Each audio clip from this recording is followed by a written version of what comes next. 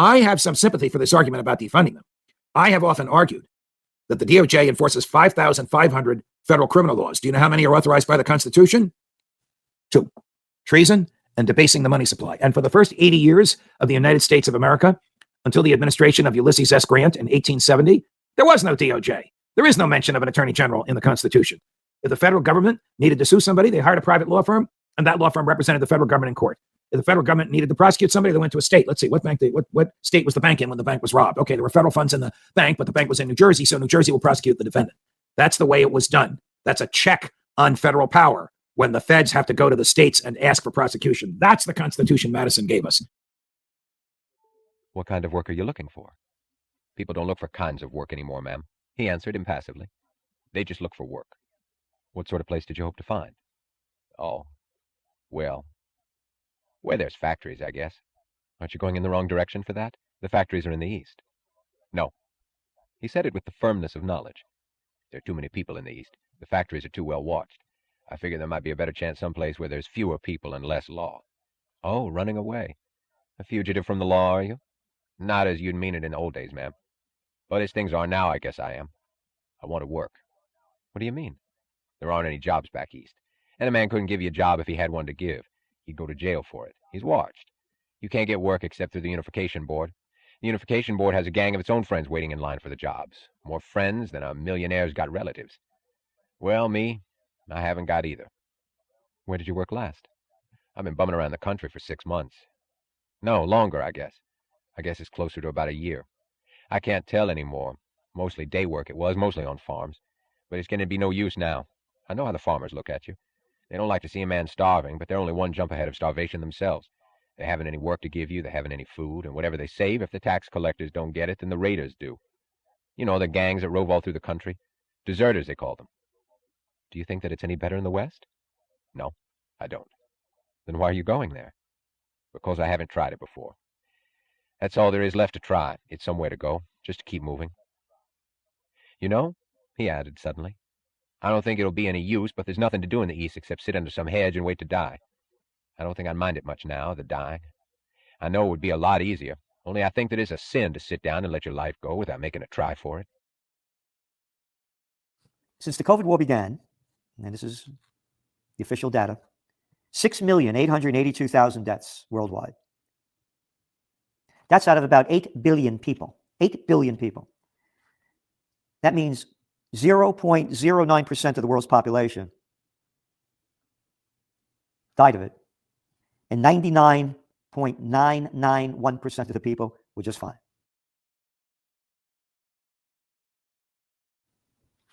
I'm mentioning this because that's all we kept hearing about, what to do to beat COVID. And the only thing they told us to do is to get vaccinated. And again, we all know that story. So, America has invaded countries since World War II under the name that they're bringing these places safe for democracy. America's been in 19 wars. This is from the World Future Fund since World War II. The total death toll of people killed by American troops in all these wars put together is over 12 million. So double the amount that COVID killed. And it doesn't stop. The wars just keep going on. Over there in Ukraine, it's heating up again. Russian President Vladimir Putin said relations between Russia and the United States, on which global security and stability directly depend, are unfortunately going through a deep crisis. He said this past Wednesday to ambassadors. I cannot but say today that the United States' use of such foreign policy tools as color revolutions, the color revolutions, they use the Orange Revolution, they use these names when they overthrow a government that's in power, like they did in 2014 when the United States overthrew the democratically elected government of Viktor Yanukovych. They launched a coup in 2014 in Ukraine. Again, the article is in the Trends Journal, written by Dr. Paul Craig Roberts, former Assistant Treasury Secretary under Ronald Reagan. And support in this regard for the coup d'etat in Kyiv, he goes on in 2014, ultimately led to the current Ukrainian crisis and made an additional contribution to the degradation of the Russian-American relations. And they went on to quote Putin back in November of 2022. He said, none of this would have happened if not the February 2014 coup.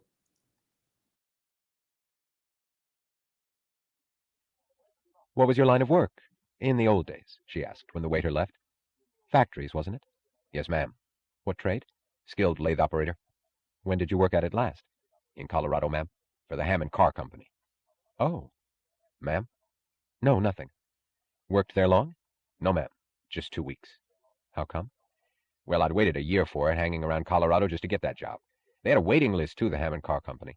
Only they didn't go by friendships, and they didn't go by seniority. They went by a man's record. I had a good record. But it was just 2 weeks after I got the job that Lawrence Hammond quit. He quit and disappeared. They closed the plant.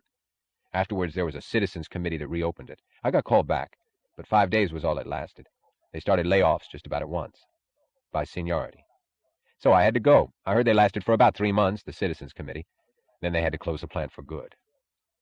Where did you work before that? Just about in every eastern state, ma'am.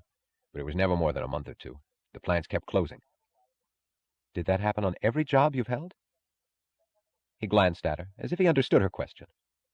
No, ma'am, he answered. And for the first time she caught a faint echo of pride in his voice. The first job I had? I held it for 20 years. Not the same job at the same place, I mean. I got to be shop foreman. That was 12 years ago. Then the owner of the plant died, and the heirs who took it over ran it into the ground. Times were bad then, but it was since then that things started going to pieces everywhere, faster and faster.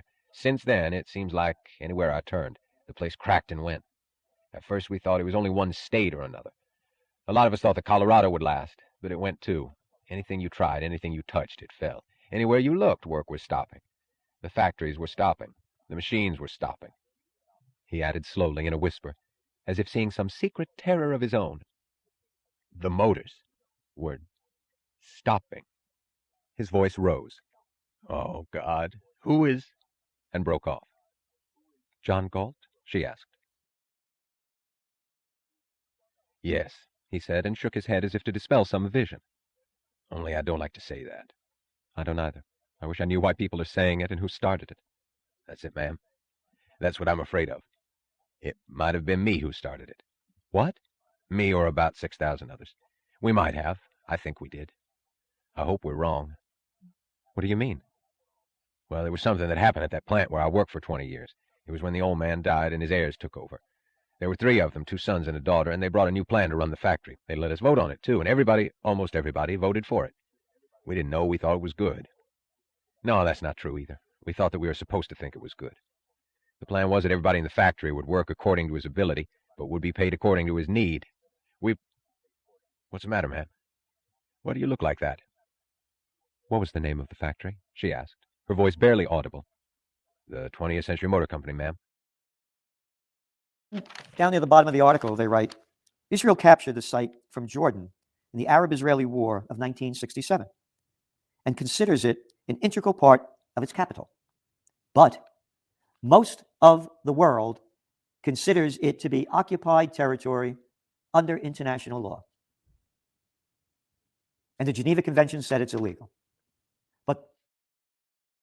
But Israel could do what they want and take what they want.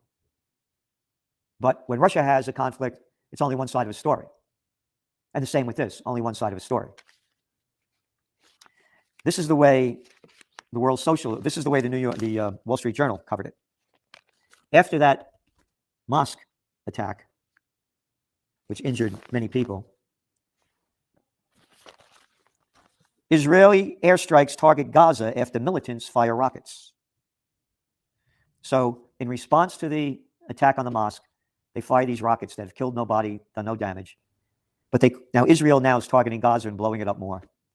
And they call the people that are attacked by invaders militants. It's the invaders that are the militants. Just like the United States calls the people they were killing in Iraq and Afghanistan and all the countries that they've invaded militants when they fight back. The militant is the invader, but this is the propaganda.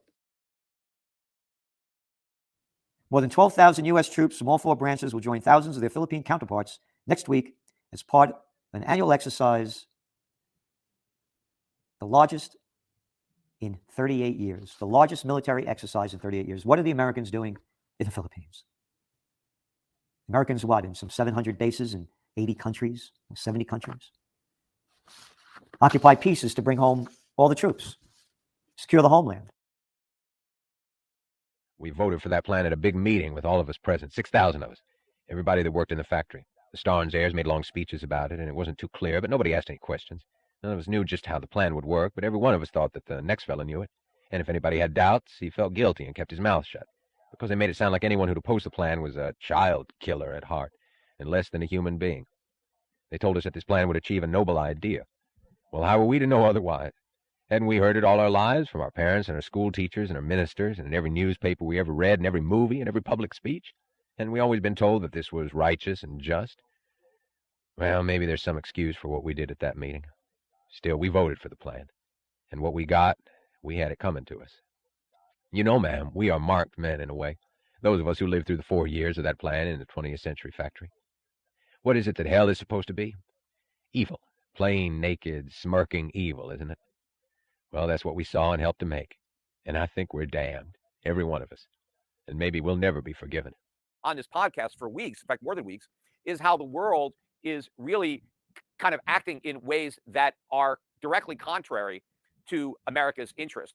As the world looks to de-dollarize, to move away from the US dollar as a reserve currency, this is something that I have been saying was inevitable for years. In fact, my entire investment thesis has been predicated on the eventuality that this would happen to the dollar. And in fact, when Biden made the mistake of imposing the sanctions on Putin, I specifically called out the risks that the US was taking with respect to highlighting why the world needed to reject the US dollar. Because there already was enough reasons, economic reasons, why the world should not continue to extend this exorbitant privilege to the United States, and why doing so was such a massive burden on the global economy. But now, or when that happened, Biden gave the world another political reason why they needed to reject the dollar and get out of this system, and that was to avoid the potential of sanctions. I talked about it like you got a rope and you put one half, you put a noose around your neck and then you throw it over a tree, and the other side you give to the United States, right? And just hope they don't pull on the rope. That's really what the world is doing with the U.S. dollar. Well, clearly, with respect to Russia, we pulled that rope, and so that was an example of why the world would want to move away from this. We basically told Saudi Arabia or China, you idiots, you got to get away from the dollar, because look what we just did to Russia. You could be next. And so ever since then, I think the world has been moving faster to get away from the dollar. And we've seen all of these news announcements coming out, bilateral trade deals between Brazil and China, peace treaties being negotiated between Saudi Arabia and Iran, brokered by China, Russia and China. All of our so-called adversaries are now working in concert with one another to reduce their dependence on the U.S. dollar. And this unilateral surprise move to reduce oil production, when Biden is basically begging the world to produce more oil. He didn't want us to produce the oil, but he certainly wants Saudi Arabia to produce it. And the Saudis don't care about what America wants. They are doing what they want, and so they are reducing their production. I was watching an episode of Tucker Carlson, excellent summation of the problem. He opened his show and he spoke extensively about the dollar's role as the reserve currency and how greatly the prospects of losing that status are now, upon us based on these events that we're witnessing, but also what it means, the widespread poverty that would ensue from the loss of this privilege. Because unlike most commentators, Tucker Carlson focused on the fact that we depend on the dollar's strength for our standard of living. People take for granted all the goods that we're able to buy that we did not produce. The production is the hard part. The consumption is the easy part. How is it that Americans get to consume without having to do the hard part and produce? Well, because we produce dollars, right? We print money, and the rest of the world wants that money because it's the reserve currency, and so they have to produce real stuff to get it. We don't have to produce anything. We just print it. We don't even print it. We just concoct it out of thin air, with X's and O's or whatever, computer digits. And so that is the secret to our prosperity right now. That's how we've been able to enjoy the standard of living that we have, despite the fact that we have not been as productive. We don't have the factories and the infrastructure and the supply chain that we used to have. We owe that standard of living to the dollar's role as a reserve currency. And if the dollar loses that position, then the entire standard of living that it supported comes collapsing down. Now, I remember the worst trade deficit that we got during the 1980s. The worst one was $17.5 billion. I remember that was like a huge number, $17.5 billion. And the markets tanked. The dollar got killed. The Japanese yen soared. The Swiss franc went way up because this number was worse than expected. Now we have a $70 billion deficit, 5 times as big, and no one even notices it. Nobody even cares. Not only is there no reaction in the foreign exchange markets, there's no comments at all in the financial media about the trade deficit. It comes and goes in complete obscurity. No one gives a damn. That is because everybody now just takes for granted that it doesn't matter about the trade deficit, right? The dollar is so important. It's the reserve currency. We can have as big a trade deficit as we want, and it doesn't matter. We can have as big a budget deficit as we want, and it doesn't matter. Well, all this is about to change. This is all about to matter again. If the world really is moving away from the US dollar as the reserve, then these numbers, trade deficits, are going to be important again. Budget deficits are going to be important again because these twin deficits are going to sink the dollar. And that's what's really going to complicate the Fed's efforts to both fight inflation and prop up the banking system in the middle of a crisis. Everywhere the government interferes, whether it's in college with student loans or whether it's healthcare or banking, right? All of the industries where you see a large presence of government regulation trying to change the outcome that a free market might otherwise bring about, right? You have government doing it instead of market forces. It screws it up. It doesn't work. So it's not an accident that the banking system is a house of cards. It's not an accident that so many banks are insolvent. They wouldn't be in this predicament if free market forces had been allowed to operate because the market wouldn't let it happen. People wouldn't put their money into insolvent institutions. But with government insurance, no one gives a damn. So they'll do it. And these regulators, when banks are trying to appease the regulators, and all they're trying to do is what regulators want them to do. I thought it was very ironic. And I saw Barry Sternlicht was on CNBC, and he was saying some good things, many of the same points that I made, except he was saying it after the fact, and I said it before the fact, because he was pointing out that the government regulators were encouraging the banks to buy treasuries, buy long-term treasuries, buy mortgage-backed securities. Of course they were. I pointed this out years ago, how stupid this was, that when the regulators came in to audit banks, if you showed them that all your money is in U.S. treasuries, they were like, good job, right? They didn't give you any haircuts. They didn't give you any crap because you were doing what was safe. What they didn't want to see is some loan to some business. Oh, that could go bad. We don't want you actually making loans to the private sector. Just loan all your money to the U.S. government, and we're going to just count it as risk-free because it's a U.S. treasury. Well, the risk wasn't default. The risk was that if you're dumb enough to buy a 30-year bond at 1.5%, or loan money to some guy to buy a house with a 30-year loan, and you've got a 3% loan for 30 years, if you're dumb enough to make that loan, it doesn't matter if the government guarantees the loan, but you're going to lose money. The loan is going to lose value when interest rates inevitably rise. And in fact, the longer the Fed kept rates low, the higher rates would ultimately have to climb, because the only reason they were able to keep rates low for so long is because they created so much inflation to make it possible, because they had to print all this money to buy up all these bonds. And now that all those inflation chickens are coming home to roost, that is destroying the value of this collateral. The significance of what I'm trying to point out now is we can't rely on the rest of the world to save us the way they've done in the past. I mean, the way they did it in the late 1970s, in the late 1980s rather, in the early to mid 1990s, and then again 2011. You go back to these major turning points where the dollar index bounced off of 80 and then 70 area. It was foreign central banks, foreign governments that were really coming to our rescue. Now, once that happened, and once the momentum turned, then the dollar picked up some support of its own and started to go up. But it was always speculative buying, I thought, that was driving the dollar, because we haven't had any improvements in the underlying economic fundamentals. The budget deficits get bigger, the trade deficits get bigger. Those are the real driving factors behind the long-term secular decline in the US dollar, which we have. I mean, the dollar started to fall in 1971. Ever since we went off the gold standard, the dollar has been losing value, certainly in terms of gold, because gold was $35 an ounce. Now you need $2,000 to buy an ounce of gold. That's a huge decline in the purchasing power of the dollar. How much gold can you buy with $1? Well, you need $2,000 to buy what $35 bought, before we went off the gold standard. But if you look at major currencies like the Swiss franc, back in 1971, you could get like 4 francs for the dollar. Now they're basically the same, right? So the dollar's lost 75% of its value against the Swiss franc, and it would have lost a lot more than 75% if the Swiss weren't dumb enough, to launch their own currency war to, shoot themselves, to keep the franc from rising too much. They're more concerned about the Swiss franc against the euro than they are against the dollar. And of course, the Europeans have pursued policies that create inflation and so weaken their currency. And so the Swiss were foolish enough to try to prevent their currency from gaining. It's like they're in a class and they don't want to blow the curve, right? They don't want to score too high on the test, so they purposely get answers wrong, so they don't make Europe, who's all in the same class but not quite as smart, right? Doesn't want to make Europe look too bad, so they purposely blow a few questions so that they have a lower grade. It never made any sense that they do that, but all these central banks do this, and they've been doing this. But the point I'm making is, if we are at a turning point where you have a lot of these countries that have already decided they're done with the dollar, right? They no longer want to be part of this US dollar-based monetary system, and they are, trying to extricate themselves from that system now, and they are creating alternatives to move away from the dollar. How would those nations react to the next big decline in the dollar?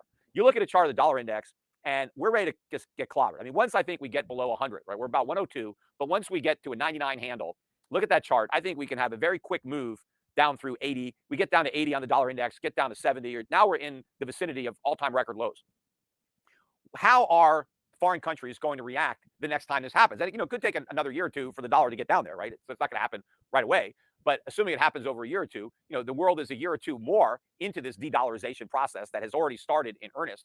Is the world going to react in some kind of panic? Oh my God, we got to save the dollar. We have to prevent our currencies from going up. We better intervene. We better take action to prop up the dollar. No, I think they're going to rejoice. I think they're going to celebrate. Like, oh, good thing we got rid of the dollar, and now it's falling. And this just proves, that we've done the right thing. But also, it's going to force the United States to have to deal with this problem. I think there's a lot of people around the world now that are going to enjoy watching the United States have to deal with this comeuppance, right? Because we've been the big bully, the 800-pound gorilla, sanctioning everybody, throwing our weight around, and especially hiding behind the strength of the dollar. Well, you live by the strength of the dollar, you die by the strength of the dollar. What's going to happen when the dollar asset becomes the dollar liability, right? When the dollar is tanking and it's taking the entire U.S. economy down with it. So I think there's going to be a lot of people in the world, maybe in Russia, maybe in China, who are going to be very content to watch the U.S. twist in the wind when it comes to a weak dollar and not going to do anything about it. In fact, they may even take advantage of the dollar's vulnerable position by deliberately weakening it further. And so the point is, I don't expect this to be this dollar bear market to be like the previous bear markets. So I think when the dollar goes down this time, it's not getting back up. It's down for the count. This is going to be a knockout for the U.S. dollar. You know how it worked, that plan, and what it did to people? Try pouring water into a tank where there's a pipe at the bottom, draining it out faster than you pour it. And each bucket you bring breaks that pipe an inch wider. And the harder you work, the more is demanded of you. And you stand slinging buckets 40 hours a week, then 48, then 56, for your neighbor's supper, for his wife's operation, for his child's measles, for his mother's wheelchair, for his uncle's shirt, for his nephew's schooling, for the baby next door, for the baby to be born, for anyone, anywhere around you. It's theirs to receive from diapers to dentures, and yours to work from sun up to sundown, month after month, year after year, with nothing to show for it but your sweat, with nothing in sight for you but their pleasure, for the whole of your life, without rest, without hope, without end. From each according to his ability, to each according to his need.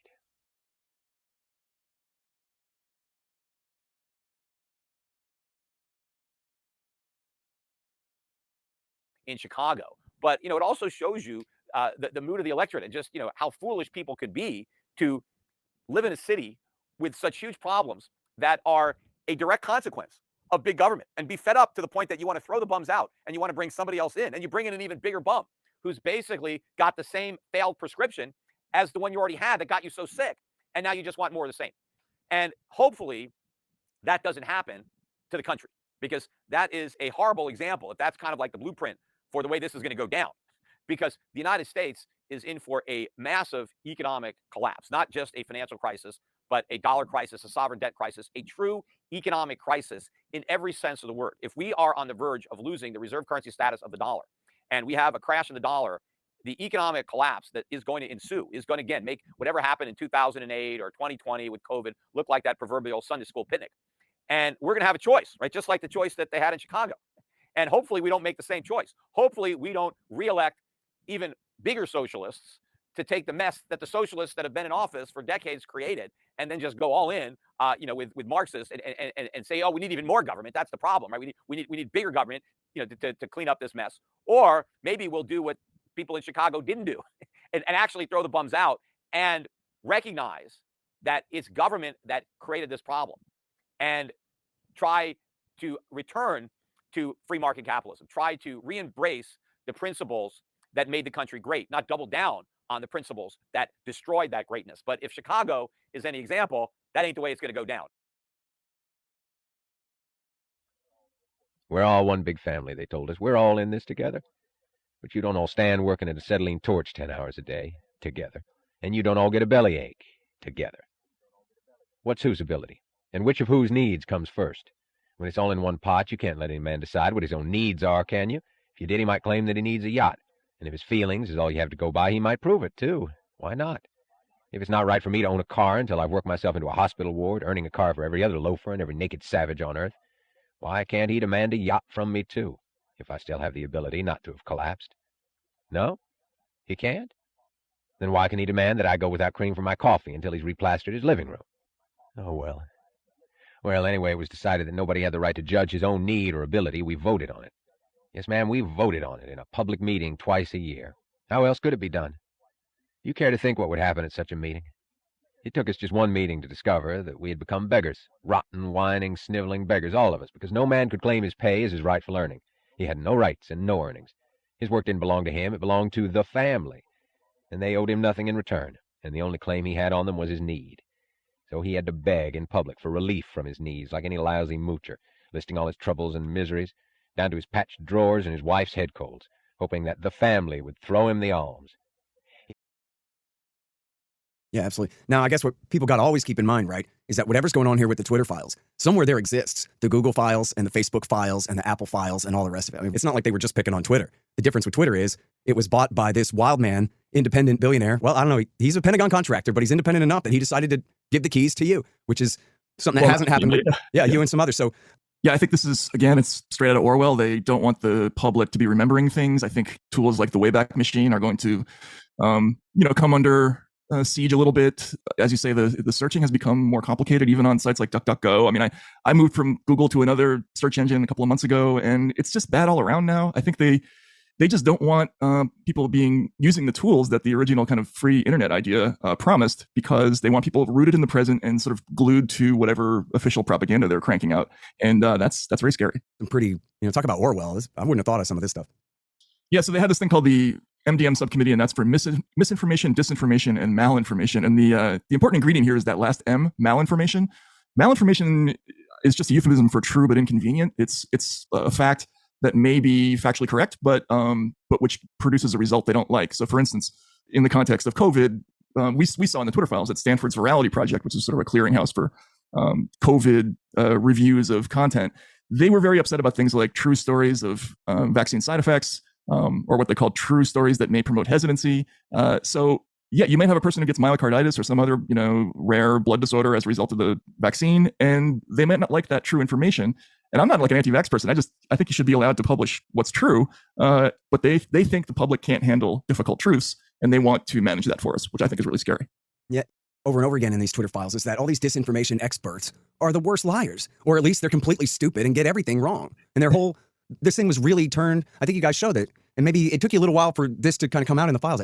This really all started with the consequences of Obama's dirty war in Syria, which led to the rise of the Islamic State Caliphate. So then they had to switch sides on that, and they came up with all these programs to try to de-radicalize people who were watching ISIS videos on YouTube, I guess, and this kind of thing. And then when that sort of petered out, they needed something else to do with it. So they turned it toward enforcing Russiagate, which was a total lie. 10,000 lies on top of each other. Yeah, as Mike Benz from the Foundation for Freedom Online, who's been a really great source for us, but the way he puts it is counterterrorism to counterpopulism, which is really what happened. You had this gigantic machinery that was Pentagon funded or intelligence funded for years that was designed to do counterproliferation or counterterrorism or whatever.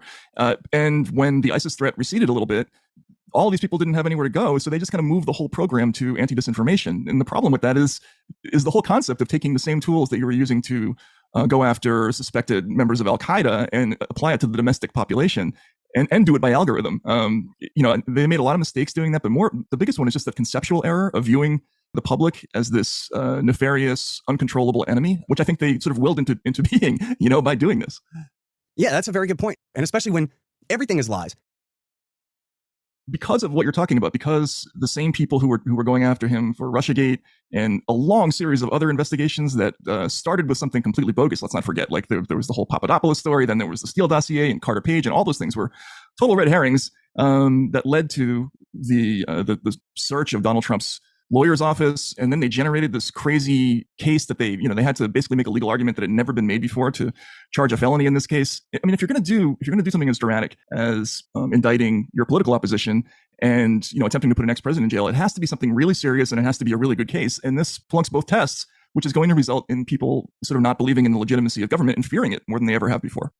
That's right. The Ministry of Disinformation are the biggest liars in the country. And they go from attempting to de-radicalize people from joining ISIS, to then enforcing Russiagate narratives and enforcing COVID narratives, to then, it's the only silver lining on the Ukraine war, is they finally shut the hell up about COVID when they switched their subject matter to Ukraine. But now they're determined to enforce their way on Ukraine too. And I wonder, do you have a lot of examples of that coming up where there's malinformation, true truths about Ukraine that are being censored because of how inconvenient they are? We've already published a couple of them. Like one of them, we found an intelligence document that was actually intended for, not for Twitter, but for Google and YouTube. And it's kind of an amazing document. It's like a paragraph long. It basically says, we assess that the following accounts were created by the Internet Research Agency and are promoting what they called anti-Ukraine narratives. And then they just had a long list of accounts that they wanted actioned. And again, this is saying that because something came from a certain source or because it promotes a certain point of view, that it's actionable or that it's, or it's wrong, which may not be the case. It may be that, the Russians are saying X, Y, and Z, and that may be accurate, right? I mean, you can't just remove something because it happens to conflict with your beliefs about the war in Ukraine. And they were already doing that as far back as last year, from what we could see. So yeah, I mean, that's definitely a problem. He had to claim miseries, because it's miseries, not work, that had become the coin of the realm. So it turned into a contest among 6,000 panhandlers, each claiming that his need was worse than his brother's. How else could it be done? Do you care to guess what happened? What sort of men kept quiet, feeling shame, and what sort got away with a jackpot? But that wasn't all. There was something else that we discovered at the same meeting. The factory's production had fallen by 40% in that first half year. So it was decided that somebody hadn't delivered according to his ability. Who? How could you tell it? The family voted on that, too. They voted which men were the best, and these men were sentenced to work overtime each night for the next 6 months. Overtime, without pay, because you weren't paid by time and you weren't paid by work, only by need. Do I have to tell you what happened after that, and into what sort of creatures we all started turning? We who had once been human, we began to hide whatever ability we had to slow down and watch like hawks, that we never worked any faster or better than the next fellow. What else could we do when we knew that if we did our best for the family, it's not thanks or rewards that we'd get, but punishment? We knew that for every stinker who'd ruin a batch of motors and cost the company money, either through his sloppiness because he didn't have to care, or through plain incompetence, it's we who'd have to pay with our nights and our Sundays. So we did our best to be no good. They're keeping their doors open so they can constantly change the theory of the case, which, by the way, violates Trump's rights under the grand jury clause of both the New York and the United States Constitution. Well, I guess the reason that it's so convoluted is that the purpose of it is not to vindicate justice or whatever. No, I mean, first of all, this campaign finance stuff has nothing to do with real justice anyway. It's all just bureaucratic rules, but it's obviously just to get Trump. Everybody knows that. I don't think anybody's really seriously trying to hide that. We all know that's what they're saying in private. Some of them are probably saying it in public. And so it's part of this whole legal trend whereby the law is not here to be an impartial arbiter. It's here to be used as a weapon. And just like the Bolsheviks did, the Bolsheviks' view was that we don't need all these bourgeois precedents. What matters is, as long as the judge has a revolutionary consciousness and advances the revolution, that's what we need. And it's the same. I did an episode just about a week or so ago about what happened at Stanford with Judge Duncan getting shouted down. Then the dean goes up, and it's one of these fake DEI deans, dean in quotation marks, basically supporting the students and scolding the judge and saying, yes, in effect, it's acceptable for students to stand there and yell and scream because somebody they disagree with, somebody they perceive as an enemy, is there. When these people become lawyers, we have a scary future ahead. Now, by the way, I don't know if you heard about, I can't think of his name now, but a fairly flamboyant, not in a homosexual sense, but lawyer has told Stanford that he's filing a complaint with the bar to urge them not to admit these students to the bar because of their behavior. I don't know if you heard about that. I have not. Now, my own view is I'm against licensing boards, period. So I'm never a fan of the bar or bar complaints because I don't think the bar should exist. What happens when we allow these small professional class cadre of people to monopolize gatekeeping control over access to occupations and professions is it will inevitably be used and misused and abused to target dissidents. I agree completely with that. It's just that because it's been used that way so far, you have to understand why somebody takes a visceral joy in seeing it turned on the bad guys every now and then. Oh, no doubt. I mean, I think my friend Mike Davis, the lawyer, made a good point when he's talking about Republicans returning the favor in terms of prosecutions. He said, look, because two wrongs doesn't make a right, but it does make it even.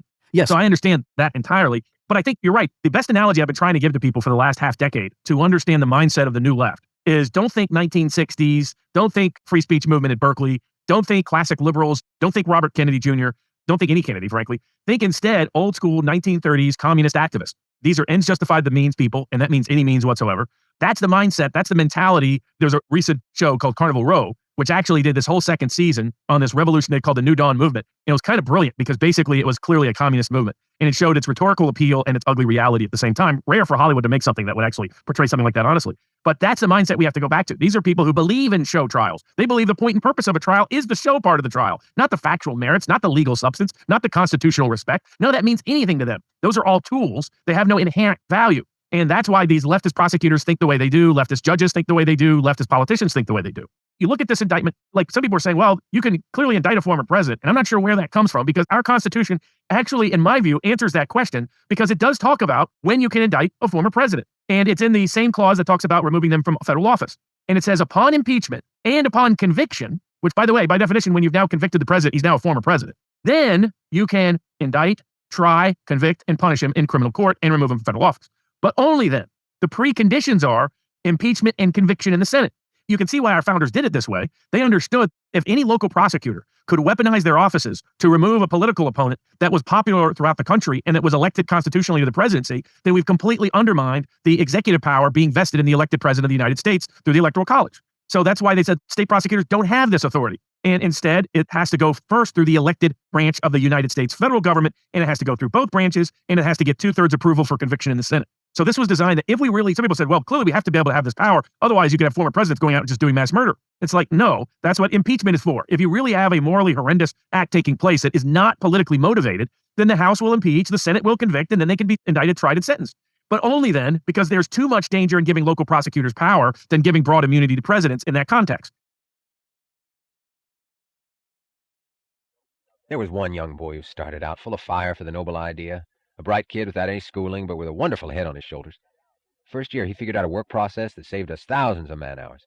He gave it to the family. Didn't ask anything for it either, couldn't ask, but that was all right with him. It was for the ideal, he said. But when he found himself voted as one of our ablest and sentenced to night work because we hadn't gotten enough from him, he shut his mouth and his brain. You can bet he didn't come up with any ideas the second year. What was it they'd always told us about the vicious competition of the profit system, where men had to compete for who'd do a better job than his fellows? Vicious, wasn't it? Well, they should have seen what it was like when we all had to compete with one another for who'd do the worst job possible. There's no surer way to destroy a man than to force him into a spot where he has to aim at not doing his best, where he has to struggle to do a bad job day after day. That will finish him quicker than drink or idleness or pulling stick-ups for a living. But there was nothing else for us to do except to fake unfitness. The one accusation we feared was to be suspected of ability. Ability was like a mortgage on you that you could never pay off. And what was there to work for? You knew that your basic pittance would be given to you anyway, whether you worked or not. Your housing and feeding allowance, it was called. And above that pittance, you had no chance to get anything, no matter how hard you tried. You couldn't count on buying a new suit of clothes next year. They might give you a clothing allowance, and they might not, according to whether nobody broke a leg, needed an operation, or gave birth to more babies. And if there wasn't enough money for new suits for everybody, then you couldn't get yours either.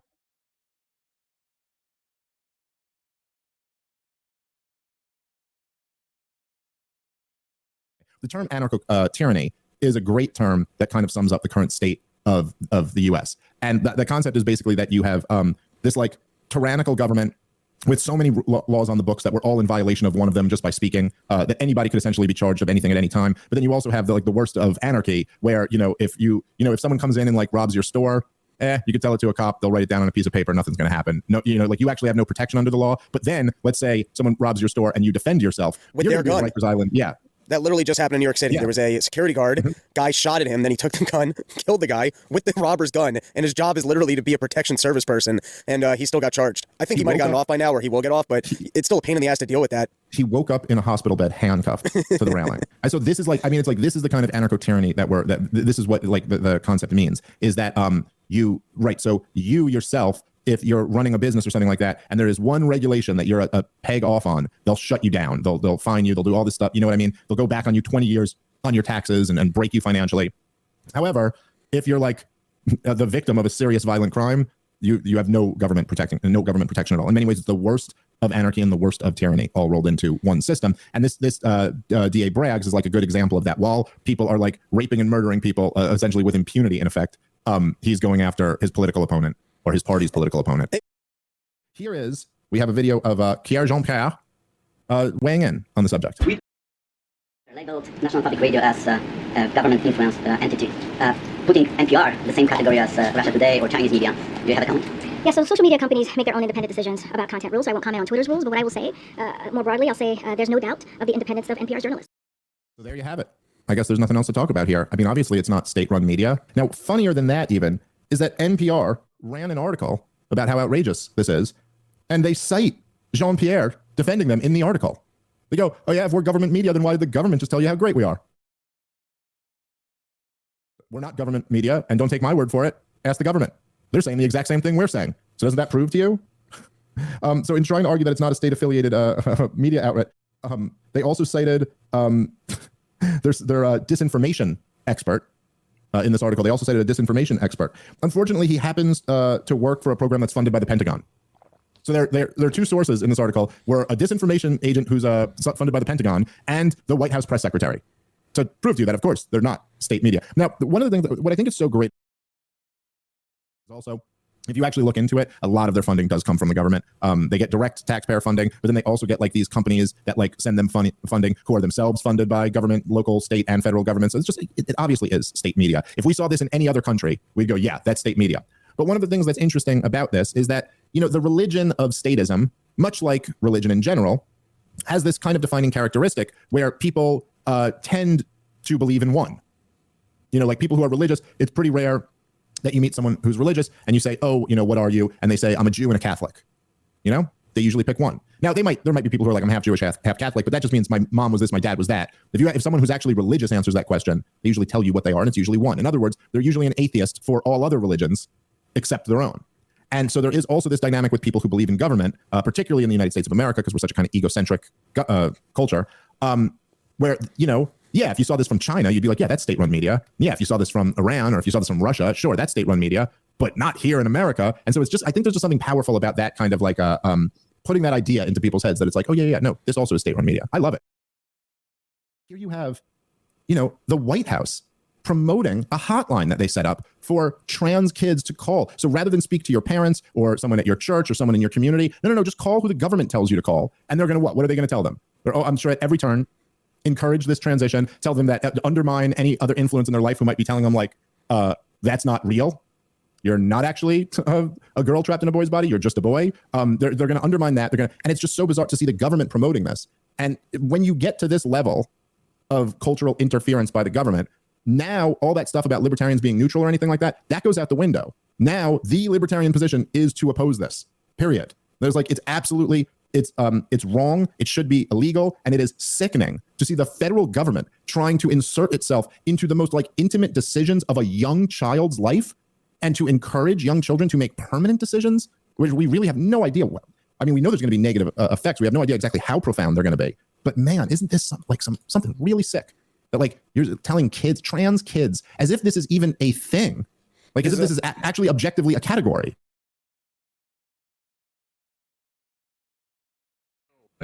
Is this the push for central bank digital currencies around the world, particularly in the United States of America, Canada, and Europe, and how creepy this is? It seems like the time frames that they're pushing these things out are drastically smaller than we may have previously thought they were. The central bank, the Federal Reserve Central Bank here in America is talking about making a decision this summer. The European Central Bank is talking about making a decision by the fall. That's not that far away. We're in the phase where they're floating out an idea to gauge the temperature of the water, which is something they do a lot. There's this go, okay, how much resistance does this have to it? If it's not that much, they'll go through with this policy. If it's too much, they'll pull it back and attempt it a little bit later. But we really need to at least buy ourselves that time. And so people need to understand that this is the absolute, has to be the absolute brightest of red lines. Whatever you have to do, whether, even if it's just like posting on social media about it, calling your local congressman, talking to, friends and family and like waking people up about this, the central bank digital currencies will be an absolute disaster. This game is over for us if this actually gets passed and goes through. This is the big one. And I think it's just really important that people understand what we're up against here. But the big sale is one. Our banking system's basically socialized anyways. All the losses are going to fall on the taxpayers. Why am I interfacing with Chase or any of these other banks as it is if it's just that I want to know that my money's safe with the Fed? Also, if the Fed can get it to me quicker or take it from me quicker or keep records that I don't have to actually do my own, record keeping on taxes or otherwise, there's a sale in there. In fact, if you look at just with now that cryptocurrencies exist, it almost doesn't, and the amount of transactions that all of us do that are digital, this old banking system, which is socialized anyways, doesn't even make sense. So digital currencies are kind of practical. The problem with digital currencies is the same way that I've been removed from YouTube, I've been stricken from YouTube, or I was told that I couldn't go to businesses or where I can and can't spend money. What's going to happen when all of money is digital? Let's say you wanted to subscribe to this program and the government goes, nope, we consider that terrorist media. You're not allowed to subscribe to it. Or I heard someone talking about this. Whatever you want to call it. Or I heard someone talk about this on Twitter. It was a great point. Is like when they were doing the lockdowns and you weren't supposed to be in your house. Well, what if they can just turn you off from your money? You're not supposed to be spending money. You're not supposed to be at a gas station. What are you doing at a gas station? Or in the ability of them. The trucker protests in Canada. I mean, this is actually what they went after, was turning off people's bank accounts. Now imagine this in a cashless society.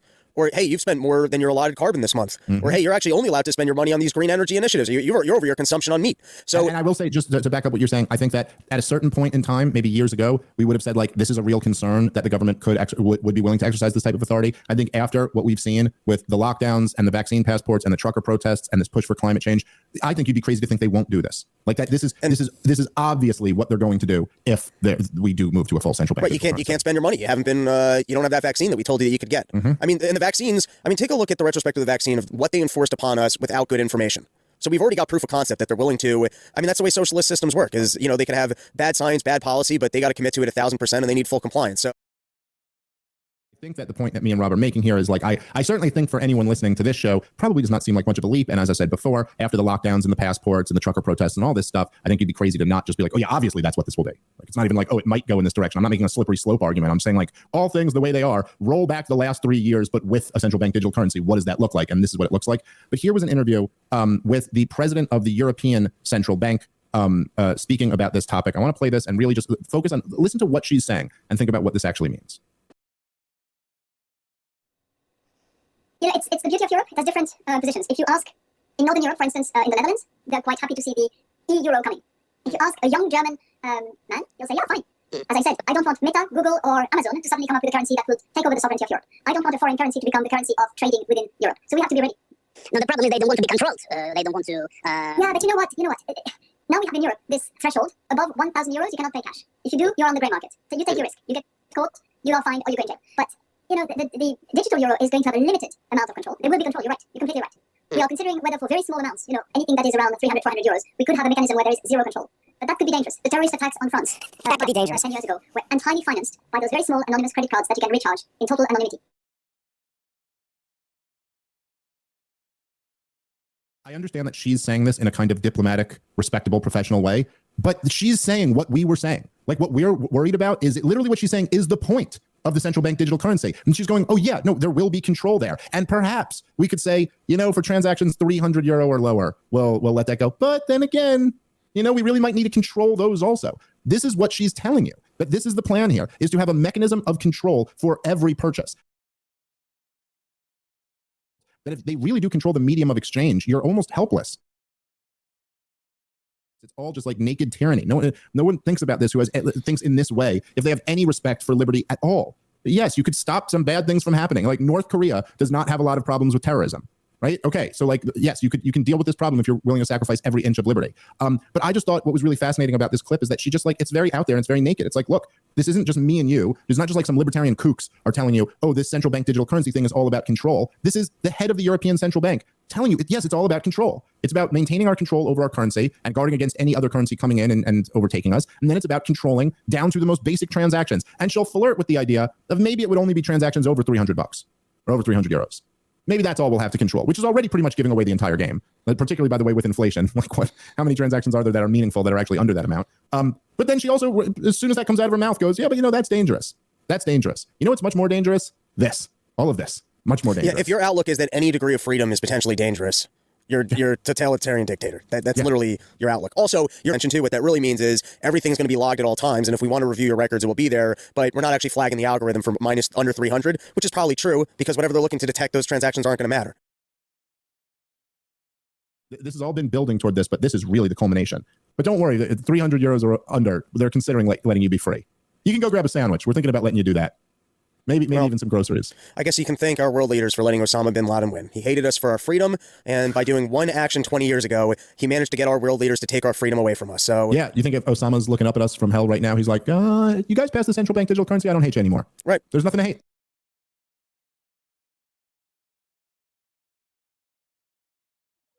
There was one man who'd worked hard all his life because he'd always wanted to send his son through college. Well, the boy graduated from high school in the second year of the plan, but the family wouldn't give the father any allowance for the college. They said his son couldn't go to college until we had enough to send everybody's sons to college, and that we first had to send everybody's children through high school, and we didn't even have enough for that. The father died the following year in a knife fight with somebody in a saloon, a fight over nothing in particular. Such fights were beginning to happen among us all the time. Then there's an old guy, a widower with no family, who had one hobby, phonograph records. I guess it was all he ever got out of life. In the old days, he used to skip meals just to buy himself some new recording of classical music. Well, they didn't give him any allowance for records, personal luxury, they called it. But at that same meeting, Millie Bush, somebody's daughter, a mean, ugly little 8-year-old, was voted a pair of gold braces for her buck teeth. This was medical need because the staff psychologist had said that the poor girl would get an inferiority complex if her teeth weren't straightened out. The old guy who loved music turned to drink instead. He got so you never saw him fully conscious anymore. But it seems like there was one thing he couldn't forget. One night he came staggering down the street, saw Millie Bush, swung his fist, and knocked all her teeth out, every one of them. Anymore. So Okay, bring all of this up to the present, Ray. well, now if these leaks show that General Milley and Secretary of Defense Boston are lying by saying the Russians are being slaughtered and that the Ukraine can mount a counteroffensive this spring, well, it's all going to come home to roost because that ain't the case. The Russians are advancing, and sooner or later, the denouement is going to come. I've been saying another month or so. I think Doug McGregor says the same thing, when the Russian military will say, okay, look, are you going to give up now? Because we can go all the way to the Dnieper River, and we will if you don't sit down and talk to us and carve out the best deal that you can. So it's all very relevant, it seems to be. Cui bono, the leaks benefit those who want to get the truth out and to say, look, this is a fool's errand. If we escalate still further, we're not going to win, and we do run the risk of some nuclear war. So my hat is off to the leaker. Whoever this person is, look, Ellsberg would have gone to jail if the FBI hadn't have raided his psychiatrist's office and a courageous federal judge threw the indictment out. Now, maybe somebody would have pardoned him. I don't know. And whoever this leaker is probably has a long criminal litigation ahead of him or her.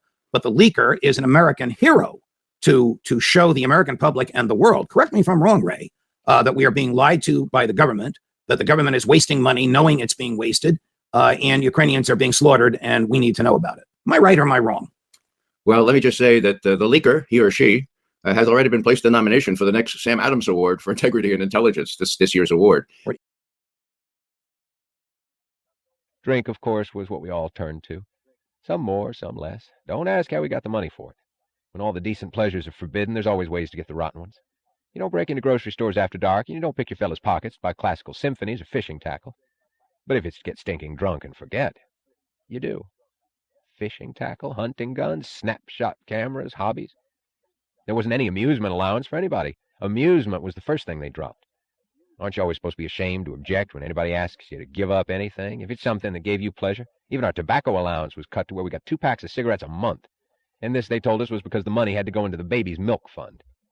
Babies was the only item of production that didn't fall, but rose and kept on rising, because people had nothing else to do, I guess.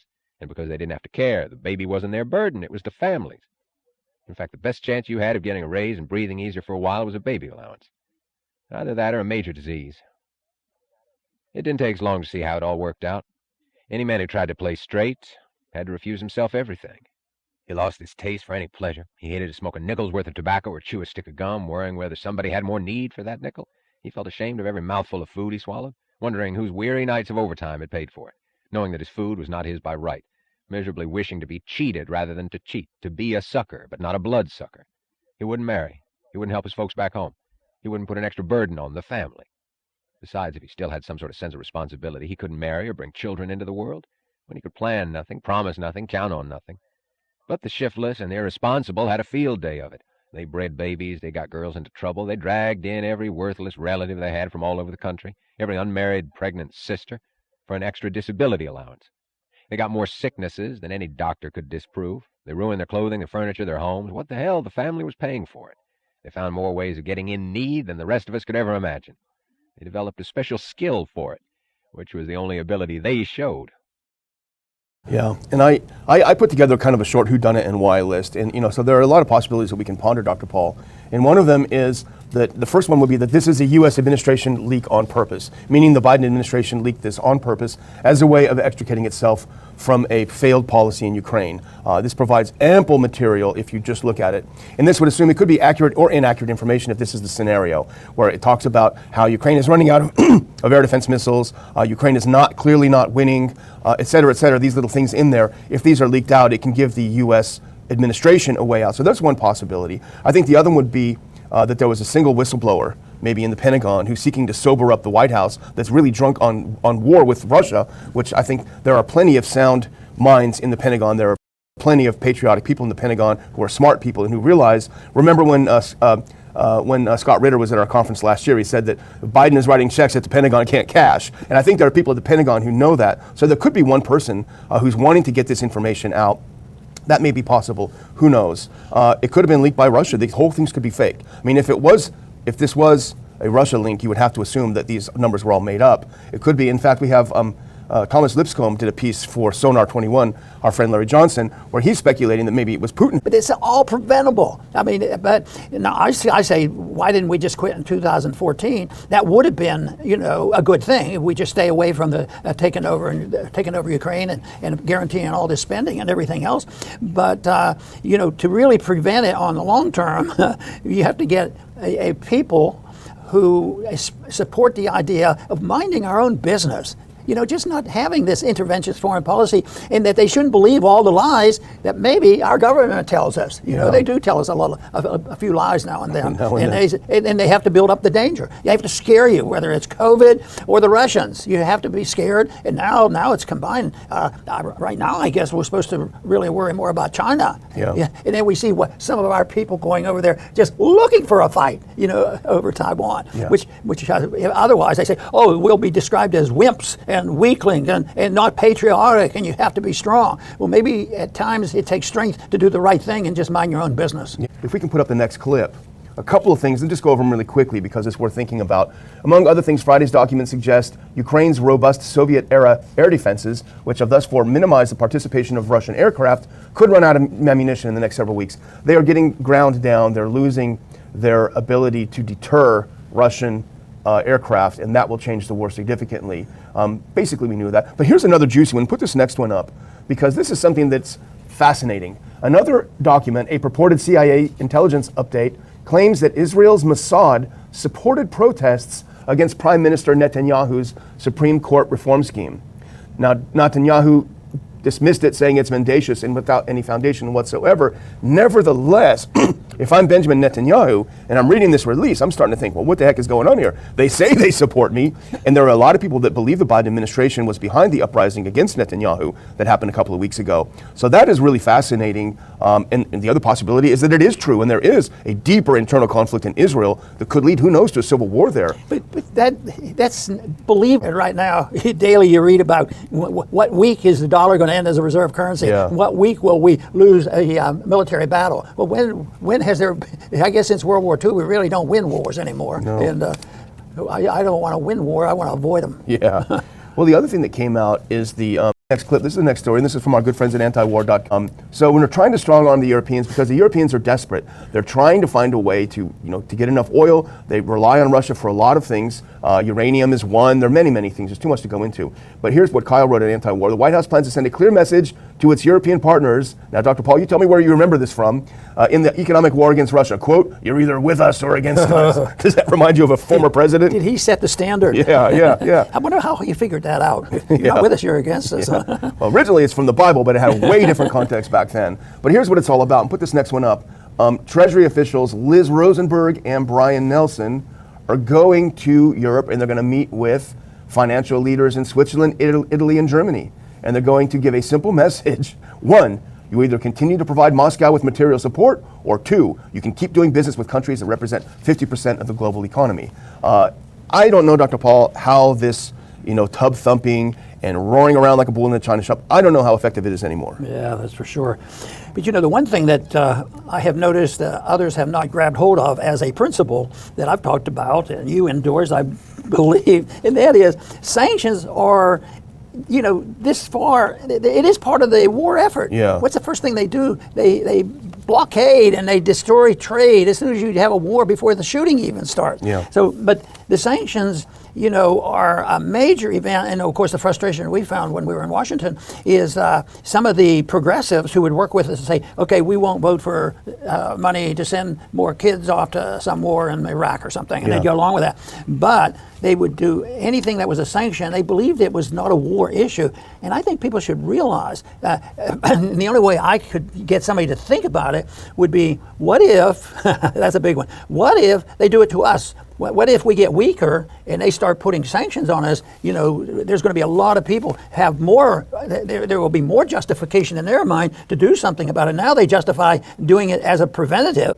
Here we go. GOP embraces a new foreign policy. Bomb Mexico to stop fentanyl. I don't know about that. It'll be interesting to find out about the progressives, the ones that will vote against the spending and vote against bombing, but they will vote for sanctions. This is one step more. This is powerful sanctioning if you don't do what we do. And that is a mess, but I don't think fighting the war on drugs is a whole lot different than it's always been before. You know, it's serious, but there's been serious problems with drugs forever, and nobody has shown me where the government role in fighting this war on drugs has ever been beneficial. Because there's a lot of people who think that drug wars are good. The price goes up. And they make more money. That's true. So maybe, and it gives a justification for the people who patrol the borders of Mexico. I understand about a third of the Mexican people, are controlled, by the drug warriors and the people who run drugs. But to think that bombing is the answer, that's how militant the system is. I don't have anybody in front of me, but believe me, there'll be plenty of Republicans. I'd like to see the breakdown on that, what the percentage of Republicans support it, because we are getting, a little bit of a sign that there's a group of libertarian leaning Republicans that may think, hey, that's over the top. But to do that, but I thought, back when I was in office in the 90s, I represented a very, very Bible Belt district, but I detest drugs for political reasons and medical reasons. But somebody, and I came out against the drug war, and it was shocking to me that so many people agreed with me. People just weren't afraid. They were afraid to say it. And all you had to do was run into somebody who was sent to prison for a long time, and their infraction was not all that serious. It was sort of like smoking a cigarette or drinking too much beer or something. A lot of problems in this, or a lot of imperfections. But I would say that our imperfections will not be helped by bombing them. Well, that's what Mexico's president did say a couple of weeks ago. You're the ones that are desperate for these drugs. You guys have a problem over there, and it's, the market is taking care of your demand. But it sort of strikes me as, a couple of things. First of all, we always have to have an enemy. And so we're losing this enemy, we need to have Mexico as the enemy. But it's also the danger of normalizing war and normalizing violence. The U.S. has become like a petulant child. We're going to smash our hands down and say, oh yeah, if we don't like your drugs, we're going to bomb you. And it's just this weird obsession with it. But let's look it down. You wanted to see who's behind it. If we can go to this next clip really quick. It's some of the usual suspects. Dan Crenshaw, remember him from Texas? They call him the one-eyed McCain. Mike Waltz, very, very hawkish. They've introduced a bill seeking authorization for the use of force to put us at war with the cartels. Good luck with that. Tom Cotton, who's also a usual suspect, said he's open to sending U.S. troops into Mexico to target drug lords, even without that nation's permission. That is called an invasion. That is called a war of aggression, right? That is called illegal. But if you go forward, it's legal if we do it, though, right? But if you go forward, now Trump has been very big on this. He's puffed himself up about the drug war, and this may be Trump being Trump. Who knows? But it's a pretty dumb idea. But here's a response from the Mexican president. If you can go to the next one. Mexican President Andrés Manuel López Obrador is openly against any U.S. military involvement in his country to take on the cartels. He says, in addition to being irresponsible, it is an offense to the people of Mexico, he said. And of course, any leader of any self-respecting country would not be happy about being invaded by another country. That's just a natural thing. But one thing that struck me is, think about this for a second, Dr. Paul, and you might think that I've been smoking something before the show, but trust me, I haven't. But just imagine a scenario where they get more hawkish on this and they start getting aggressive toward Mexico, and Obrador calls out Putin and says, hey, I've got a threat next door. We need to have some support over here. It's just like what we did with Ukraine. I mean, they could literally, move their alliances over to this new emerging China, Iran, Russia, BRICS kind of thing. That would really be a huge danger for the U.S. Right. People's values are very important here, because drugs have been around for a long time, and certain families, do not have problems. A lot of them do. I know how extensive it is, but if it really falls on the parents to, describe where danger is. That's the very first thing you do with children, is you teach where you're danger. I can remember how often with a child or a grandchild that teaching them about a road. This is what you do. you look both ways, but we don't have enough of that because too many people follow Hillary and say, the government, the village has to take care of them. So they're teaching the values too, and all you have to do is look at the schools, and that's what they're doing. They're teaching values, and they're responsible. So that has a lot to do with it because these kids' minds have to be so twisted. You think drugs twist their minds. I think what twists their mind is some of the things they're teaching, the morals that they're teaching in these schools. That's why that's the wrong place for your kids to learn it. And there are some good schools and good teachers that still exist out there, and they struggle. But there's a lot of mischief and nonsense. But people don't say, well, but who's really responsible? If there is a danger, there's so many dangers in the world, whether it's automobiles or smoking. Well, what if it comes out that more people die from drinking alcohol and accident with alcohol? I mean, what are we going to do about that? Don't. I used to suggest things like that, and they'd go and do it. Don't do this, but we'll handle that problem. We'll add them to the list. So this is something that's going to be around a while, but this is over the top. But I am absolutely convinced, Daniel, since our program is going to be out there, they're never going to mention this again because they have found out that it's such a silly, dumb idea. That'll do it. Well, I'm just going to close out if you put on that last clip just by reminding, as I will continue to do, that on June 3rd in Houston, They Lie, Nihilism and the War on Truth. God help us, ma'am. Do you see what we saw? We saw that we'd been given a law to live by, a moral law, they called it, which punished those who observed it, for observing it. The more you tried to live up to it, the more you suffered. The more you cheated it, the bigger reward you got. Your honesty was like a tool left at the mercy of the next man's dishonesty. The honest ones paid, the dishonest collected. The honest lost, the dishonest won. How long could men stay good under this sort of a law of goodness? We were a pretty decent bunch of fellows when we started. There weren't many chiselers among us. We knew our jobs, and we were proud of it. And we worked for the best factory in the country, where old man Starnes hired nothing but the pick of the country's labor. Within 1 year under the new plan, there wasn't an honest man left among us. That was the evil, the sort of hell horror evil that preachers used to scare you with, but you never thought to see alive. Not that the plan encouraged a few bastards, but that it turned decent people into bastards, and there was nothing else that it could do, and it was called a moral ideal. What was it we were supposed to want to work for? For the love of our brothers? What brothers? For the bums, the loafers, the moochers we saw all around us? And whether they were cheating or plain incompetent, whether they were unwilling or unable, what difference did that make to us? If we were tied for life to the level of their unfitness, faked or real, how long could we care to go on? We had no way of knowing their ability. We had no way of controlling their needs. All we knew was that we were beasts of burden, struggling blindly in some sort of place that was half hospital, half stockyards, a place geared to nothing but disability, disaster, disease. Beasts put there for the relief of whoever chose to say was whichever's need. Representative Michael McCall, who is very, very powerful. He heads the House Foreign Relations Committee, House Foreign Affairs Committee, and he said, to echo Lindsey Graham, sending troops to fight China over Taiwan is on the table. It's on the table as a response to China's attack. He said if communist China invaded Taiwan, it would certainly be on the table and something that would be discussed by Congress and with the American people. Have said that multiple times now, that we need to arm Taiwan now before there's any sort of invasion. What about U.S. troops? I think, then you're talking about an authorized use of military force that would come out of my committee, or a declaration of war, which we haven't utilized since World War II. Would you support that? I think if China, communist China, invades Taiwan, I think that is certainly, if the American people support this, the Congress will follow. House Foreign Affairs Chairman Michael McCall signaling he is open to sending American troops to fight in Taiwan. It'll be okay.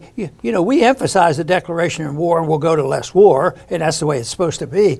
But in a way, it's sort of hiding behind it. As soon as we declare the war, all of a sudden it's morally correct or something. Yeah. But, just this nonsense, this talk and our constant interventions, the injuries that we do to people with sanctions, blockades, and all kind of things like that, there's a moral hazard to this, because what do the Taiwanese do? Do they have much of an incentive to maybe protect their interests and do the best they can with their neighbors? And so they have to continue to do this, and when they hear the statement, how can we have any more defense than this? I mean, America is this. But the big question is are we as strong today to be able to promise everybody these things? And that's when the calamity happens, because something happens and the American people are sick and tired and they don't want to send 500. Can you imagine 500,000 people went to Vietnam? Yeah. You know, so they'd have to have a million people. So besides, we don't have the money to pay them their salary. So and look at the supply lines. If we have 1 million troops in Taiwan, it's impossible. You know, I mean, really, these countries should open their eyes, because, you know, they're going to get thrown under the bus. Ukraine is getting thrown under the bus. We both sort of wonder if these leaks are about the U.S. trying to extricate itself from the problem with Ukraine. And the thing is, yes, we do spend more money than all, 7 or 8 countries combined. We spend more money on military, but what do we get for it? We can't even scrape together a couple of tanks to send over. He says it's going to be a year. We destroyed our industrial base when it comes to building things. It's not World War II anymore, where you just, you've got an airplane factory and you turn the key and it becomes a bomber factory. It just doesn't work that way. And so it's really becoming more and more obvious that it's a hollow threat, because all this money is basically wasted, goes into the high salaries of the military-industrial complex. It doesn't go toward our defense.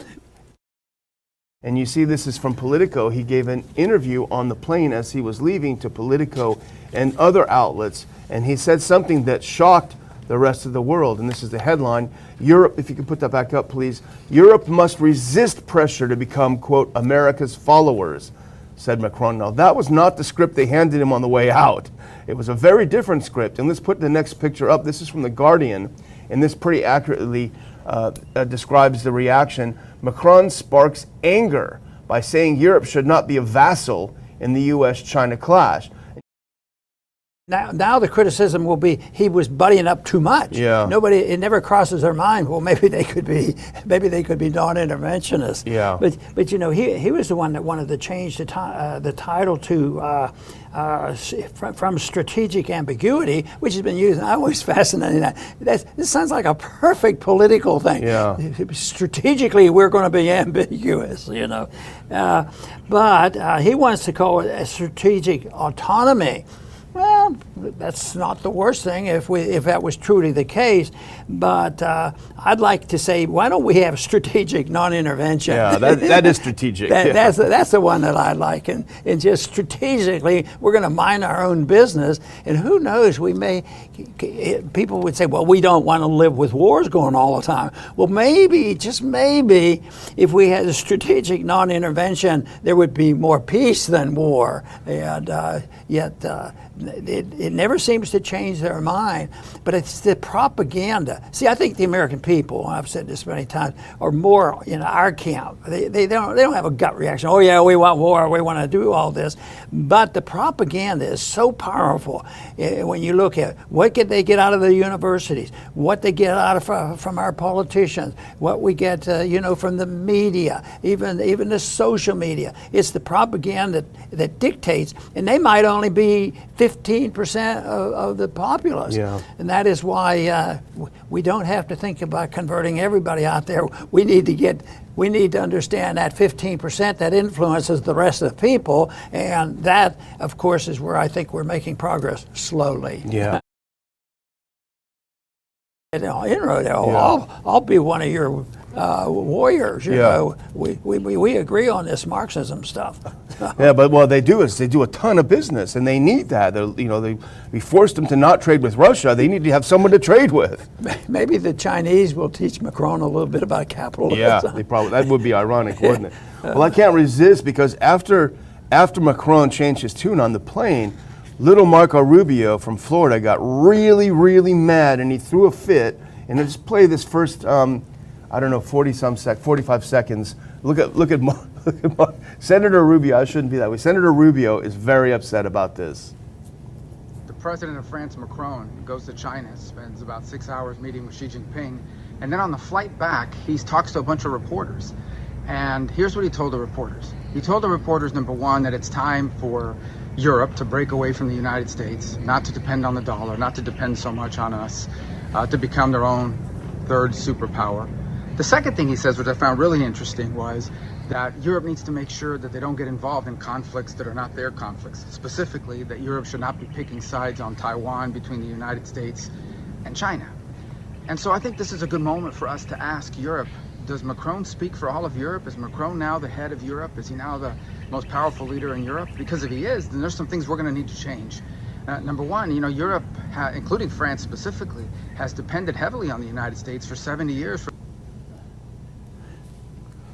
My question is, does the United States speak for Europe? Yeah. Oh yeah, we do, but we're the good guys. Exactly. We run the world. Exactly. But that's what we're talking about, is the transition. We're in the middle of the transition, maybe the early stages, but we're losing it. We're losing it, and they have to live with reality too. Besides, the whole concept of having an empire is not a healthy thing to have if you're interested in personal liberty. But people who are talking this way, if you'd ask them, they are the most devoted people to the Constitution. Oh, yeah. They're utterly devoted to it. And you could not do it because that would be so unpatriotic. And maybe one or two of them have been in the military. And I'll tell you what, being in the military doesn't give you any license to be an expert, because a few of them get in there and they don't have any more concern about defending true liberty, which is what we're supposed to be doing. But it's so how arrogant he is. Macron said, look, we got to look out for our own interests too. We can't just follow the U.S. And he says, what the heck are you talking about? How dare you look out for your interests? They think the rest. Unnecessary and so devastating. It's just not that difficult to understand what non-intervention is all about. Just mind our own business. I mean, you can deal with this when you think about your next door neighbor. What if there's a next door neighbor that has a few personal habits you don't like? But if both people just say, you mind your own business, I'll mind my own business, and they most of the time can get along real well. But no, why are we feel so compelled as a nation? Why do we allow a few people to get up there and become dictators? Macron was a little upset because the United States dictates to him on how to handle China. But what do we do as a people?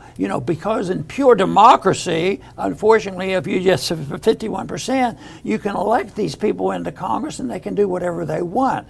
So we end up with a dictatorship of the majority, and some people think, oh, that is wonderful. I don't think so. I think we're living with the dictatorship of the majority. All you have to do is have high-paid lobbyists to do the lobbying for war or whatever you want, and all of a sudden that majority becomes a threat to us.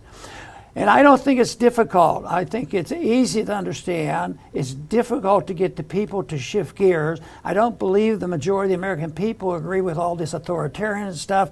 I think the majority of the American people believe that we ought to have peace and we ought to follow the Constitution. But right now, the people who control that scenario are in power over the propaganda of the government and the educational system. And someday, what we have to do is continue to build that influence, the intellectual and ideological influence, on why peace is so much superior to war.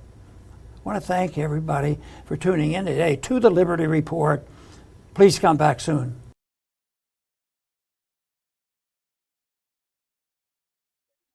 Love of our brothers. That's when we learned to hate our brothers for the first time in our lives. We began to hate them for every meal they swallowed, for every pleasure they enjoyed, for one man's new shirt, for another wife's hat, for an outing with their family, for a paint job on their house. It was taken from us. It was paid for by our privations, our denials, our hunger. We began to spy on one another, each hoping to catch the others lying about their needs so as to cut their allowance at the next meeting. We began to have stool pigeons who informed on people, who reported that somebody had bootlegged a turkey to his family on some Sunday, which he'd paid for by gambling, most likely. We began to meddle into one another's lives. We provoked family quarrels to get somebody's relatives thrown out. Anytime we saw a man starting to go steady with a girl, we made life miserable for him. We broke up many engagements. We didn't want anyone to marry. We didn't want any more dependents to feed. In the old days, we used to celebrate if somebody had a baby. We used to chip in and help him out with the hospital bills if he happened to be hard-pressed for the moment. Now, if a baby was born, we didn't speak to the parents for weeks.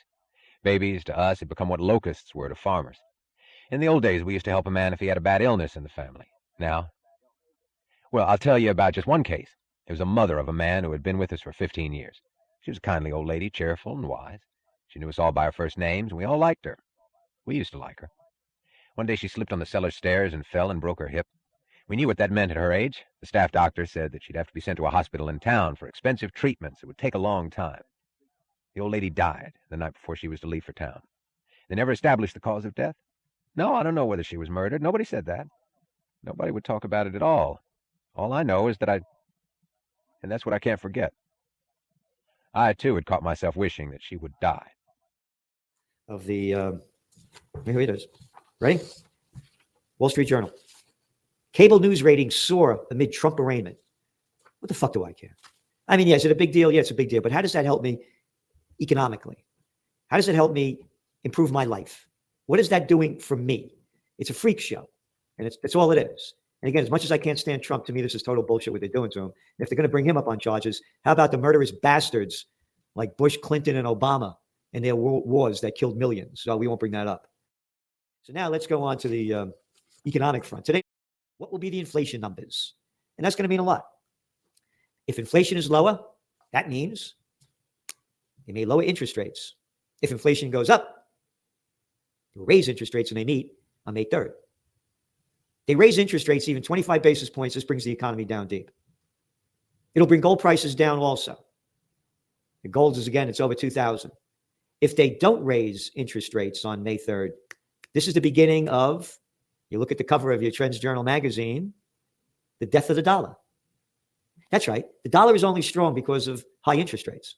When they start lowering interest rates, this dollar goes down and gold prices go up. People ask me, what should I do? The motto of the Trends Journal magazine is think for yourself. We give you the trends analysis, the trend forecasts, and where it's going, but you decide what to do. We don't give financial advice. We have no advertisers. It's only subscription based for the grand total of $2.86 a week. And we call the bottom of gold. He says it right there in September. And now we're saying gold is golden. And again, you ready? Kitco News. Today, China's appetite for gold remains insatiable as the latest data from People's Bank of China brought 18 tons of gold last month. China's gold shopping spree hit its 5th consecutive month. And again, as we reported, central banksters bought more gold last year at a historic level. So that tells you where it's going. All right. U.S. companies face biggest decline in profits since COVID shutdown. Well, that's only according to the Financial Times.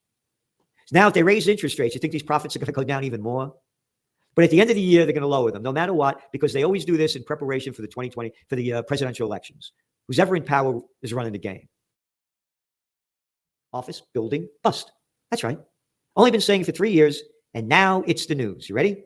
Morgan Stanley issues apocalyptic real estate warning. Oh, wow. Well, how about this one? Wall Street Journal. Office vacancies, high rates press property bonds. Ooh. Oh. Bloomberg. A $1.5 trillion wall of debt is looming for U.S. commercial properties. Wow. This thing is going to danger ahead. Banking crisis is in front of us. And they're covering it up, and they're just repeating it in little pieces. And then on to the international level. You know about those documents that came out, those leaked documents that came out from, they say, the State Department or the Pentagon documents. Leaked documents appear to show NATO special operation forces are in Ukraine. No kidding. Blow me away, would have never known it. We wrote about this, by the way, well over a year ago when Lloyd Austin, the United States Secretary of Defense, admitted that we have American advisors in Ukraine. Yeah, they're helping them with their weapons because these are sophisticated weapons. Yeah. United States is at war with Russia, and so is NATO. And as I keep saying, the economy is going to go down. And when all else fails, they take you to war. They got a long history of doing it. The Guardian reports, quote, one slide suggested a contingent of 100 special operation personnel from NATO members, France, America, Britain, and Latvia were already in Ukraine. The Intercept reported on October 2022, that there were U.S. special operation forces on the ground. And in June 2022, New York Times reported there were a few dozen commandos from Britain, France, Canada, and Lithuania in Ukraine. They're at war. So if leaked documents showed that Russian special operation forces were in Iraq or Afghanistan, that would have been terrible. Oh, my God. All right. Support for Ukraine ebbs among U.S. voters. Public support for Ukraine aid has fallen from 60% last May to 48%. And it's going to go lower and lower and lower. Again, you put the facts together. What I say, 70% of the people are living under financial stress. Oh, yeah? And you want over $115 billion already sent that the United States has already told that they're going to be sending there as the people are suffering and the country is rotting in front of us. Now, what else we got here? And Son Macron went to China last week, and this is the kind of headline in the Financial Times. Macron's Taiwan stance provokes outcry. You know what his stance is? He said that Europe should distance itself from brewing tensions between U.S. and China over Taiwan. Why, how dare he say that? I mean, I can't stand the guy, but I agree with him 100%. Quote, this is from Macron. Is it in our interest to accelerate on the subject of Taiwan? No.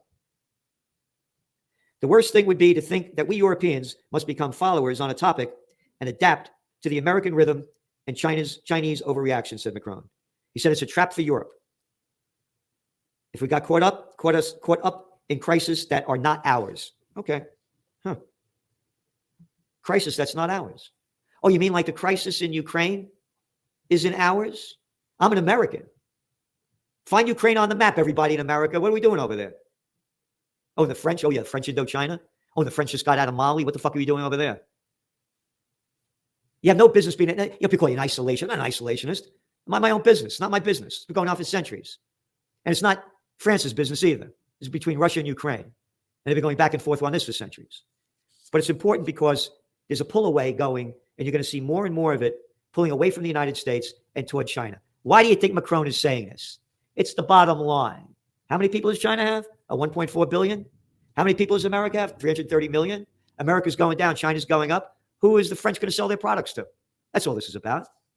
And by the way I look at it, yeah, U.S. uneasiness over Macron's strategic autonomy statement shows Washington's declining ability to maintain hegemony.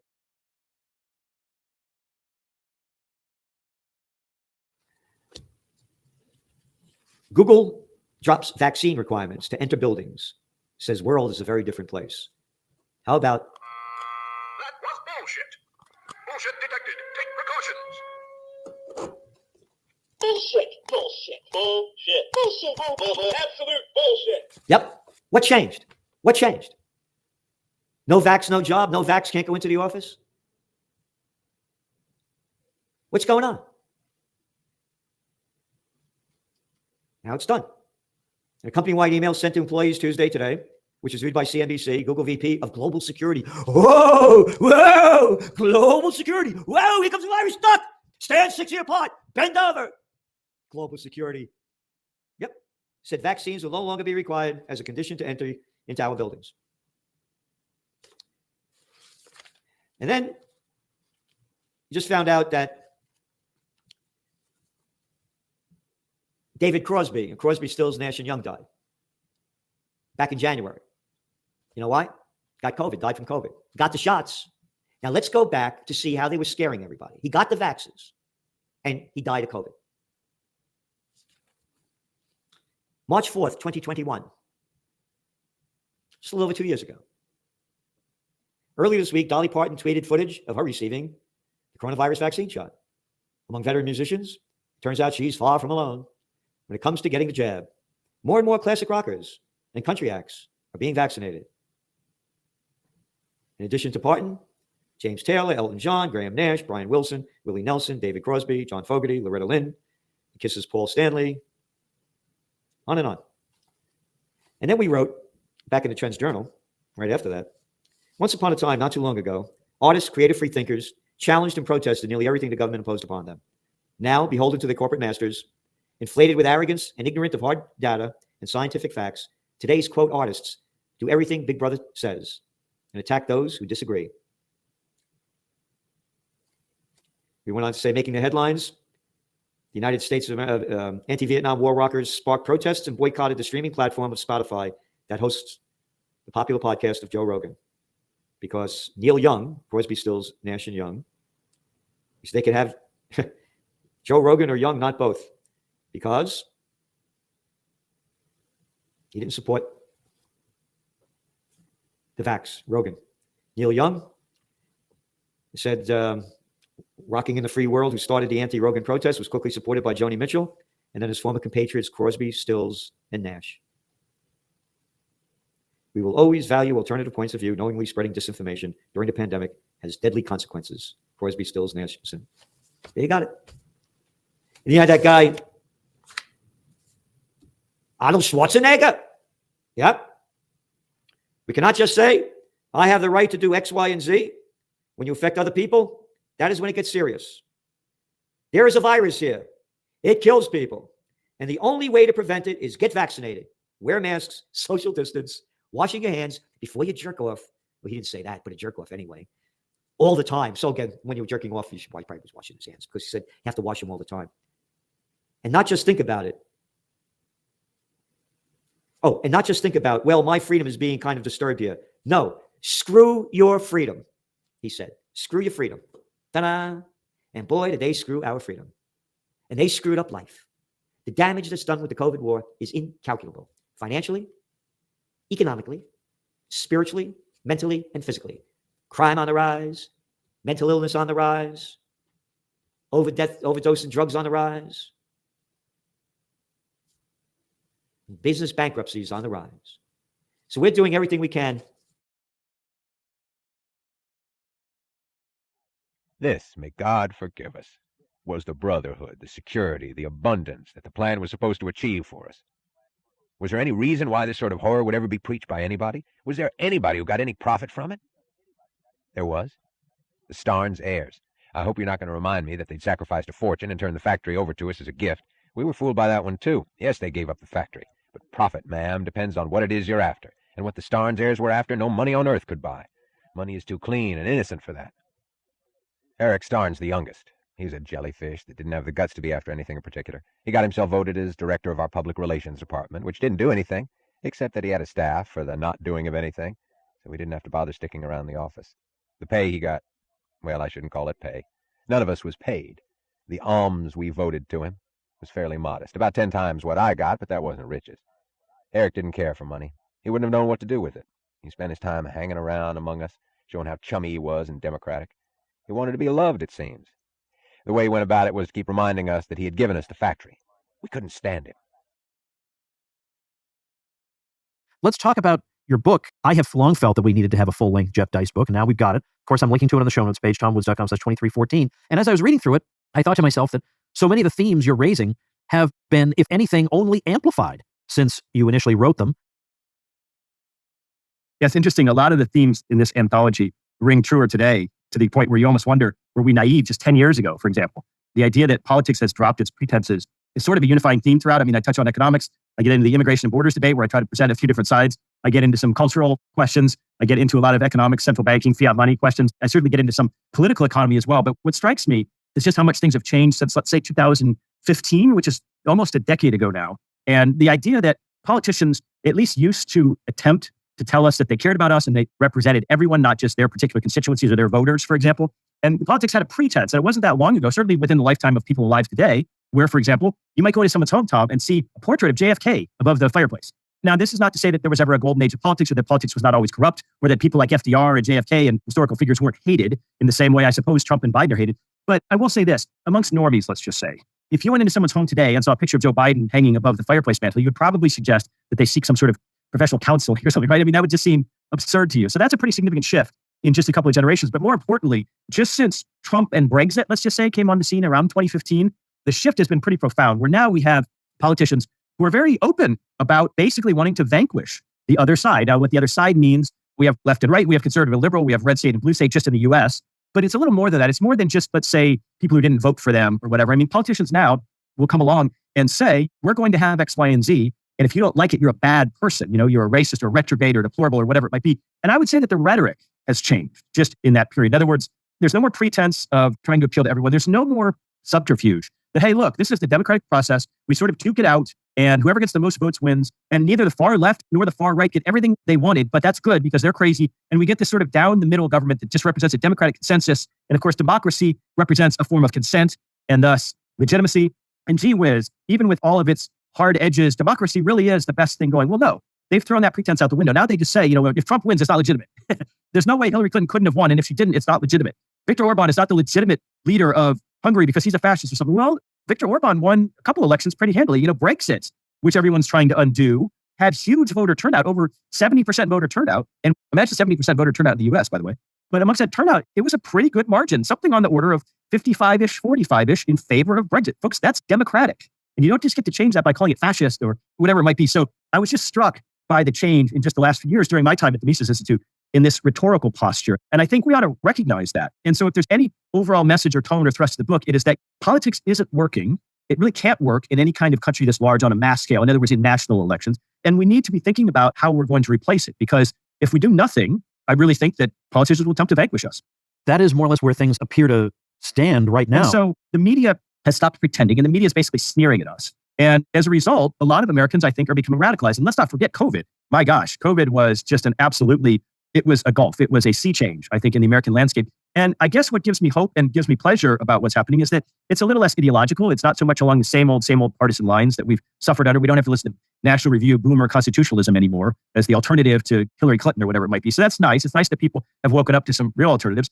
And I think more importantly, it gives us a sense that younger people see politics as hopeless and perhaps don't want or can understand our message that politics ought not to be the central organizing principle in society. We have all kinds of things like marketplaces and families and all kinds of intermediary institutions and everything from religion on down to represent order in society, to represent an organizing principle. And so if we can create some generations that are, I don't necessarily want to use the term jaded towards life, but jaded towards politics, I think that's a good thing. Gerald Starnes was our director of production. We never learned just what the size of his rake-off, his alms, had been. It would have taken a staff of accountants to figure that out and a staff of engineers to trace the way it was piped directly or indirectly into his office. None of it was supposed to be for him. It was all for company expenses. Gerald had 3 cars, 4 secretaries, 5 telephones, and he used to throw champagne and caviar parties that no tax-paying tycoon in the country could have afforded. He spent more money in 1 year than his father had earned in profits in the last 2 years of his life.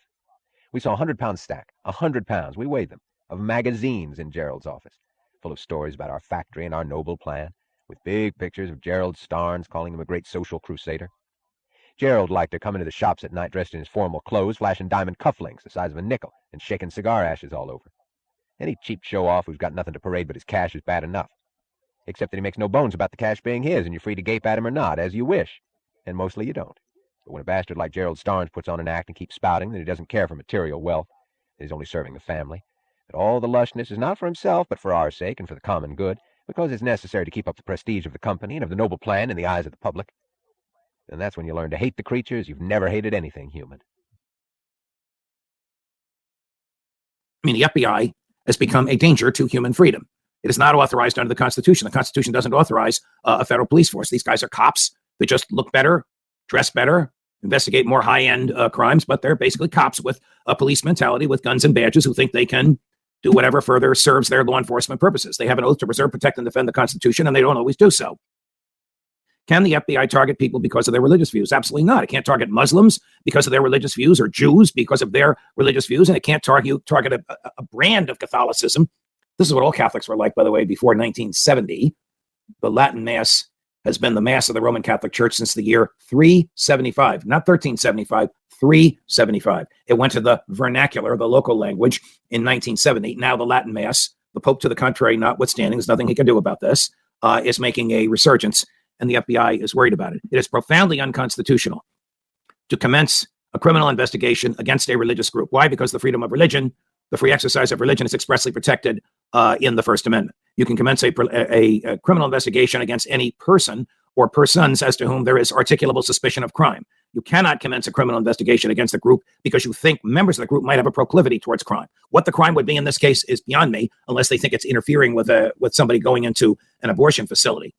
If you stand outside an abortion facility and silently pray the rosary, can that possibly be a crime? Absolutely not. In England, it's a crime. In England, you can be arrested for standing outside an abortion facility and privately saying prayers. Not in the United States of America. As far as we know, this memorandum has been rescinded, repealed, nullified, whatever Chris Wray does to tell all these thousands of FBI agents, don't listen to this nonsense that came out of Richmond. But they will grill him on this, and I look forward to that grilling. I think Chris himself is Catholic. Even if he's not, it'll be interesting to hear how any of this can possibly be justified. Where is the education of these FBI agents? What have they been taught about the First Amendment and the free exercise of religion? Why don't they know that they can't target a religious group? Don't they understand that the free exercise of religion is expressly protected by the First Amendment? Why? Because the King's soldiers and the King's agents, when we were colonists, failed to protect the free exercise of religion and punished you by imposing a tax on you, forcing you to support the Church of England. And when James Madison wrote the Bill of Rights, he wanted to make sure that the new government here would not treat the colonists, treat Americans the way the Brits had treated colonists. Some things never change. Okay, well, I was very impressed with what President Macron said. As most of you who are regular followers of Judging Freedom know, half the problems in the world today are caused by American imperialism, are caused by American exceptionalism, that somehow Americans are better people than others, that America is a better place than others. Yes, America is the land of the free, but with every tick of the clock, the government grows. And because government is essentially the negation of freedom, freedom shrinks.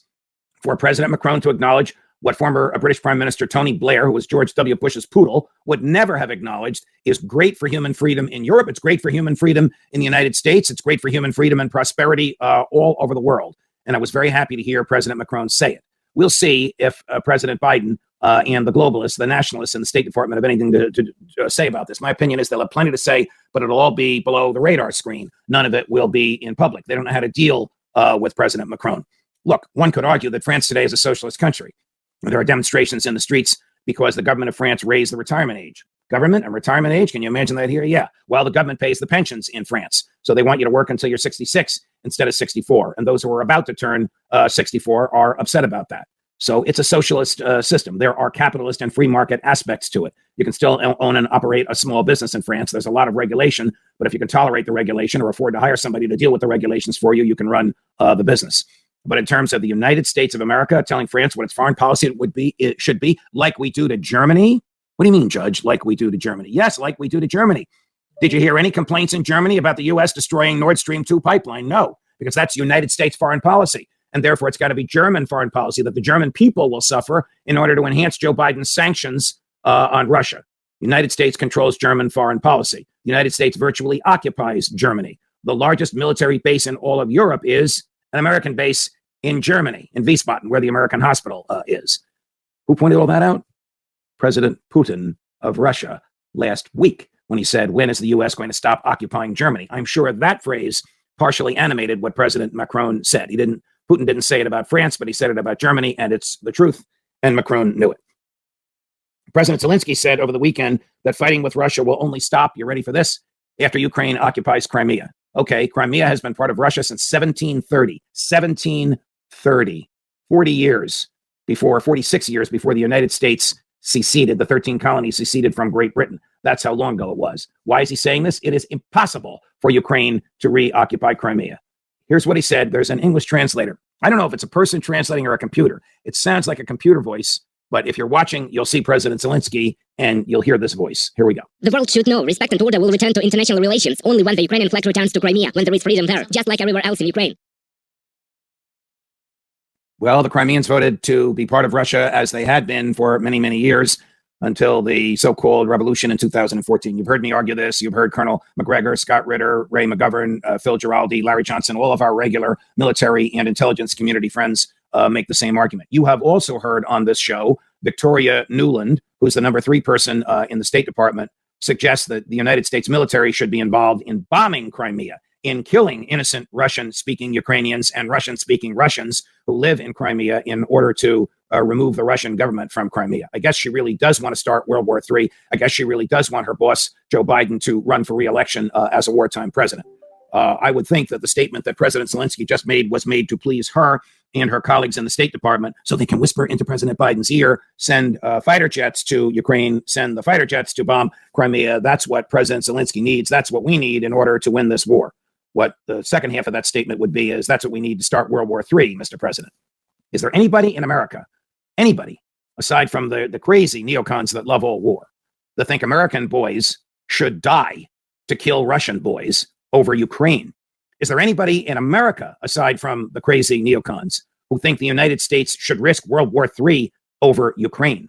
Is there anybody in America, aside from the crazy neocons, and they're in both parties, who can back up ideologically, constitutionally, legally, and morally what President Zelensky just said about there won't be peace until the Russians are removed from Crimea? The short answer and the long answer to those 3 questions is no, no, no, and no. I would like to question President Biden. You've heard me say this. Mr. President, what is your goal with the now $60 billion with a B that you have spent in Ukraine? Is it the removal of Ukrainian troops from Crimea? That's an impossibility. Is it a military impossibility? Is it the removal of President Putin from office? President Putin, who's more candid, open, and honest about the state of world affairs than you and your acolytes have ever been? That's an impossibility. What is your goal, Mr. President? Is it to run for re-election as a wartime president? You really want to kill American boys so you can have 8 years in the White House, President Biden? Is that where we're going? That's where President Zelensky wants him to go. But his sister Ivy was worse. She really did not care for material wealth. The alms she got was no bigger than ours, and she went about in scuffed, flat-heeled shoes and shirtwaists, just to show how selfless she was. She was our director of distribution. She was a lady in charge of our needs. She was one who held us by the throat. Of course, distribution was supposed to be decided by voting, by the voice of the people.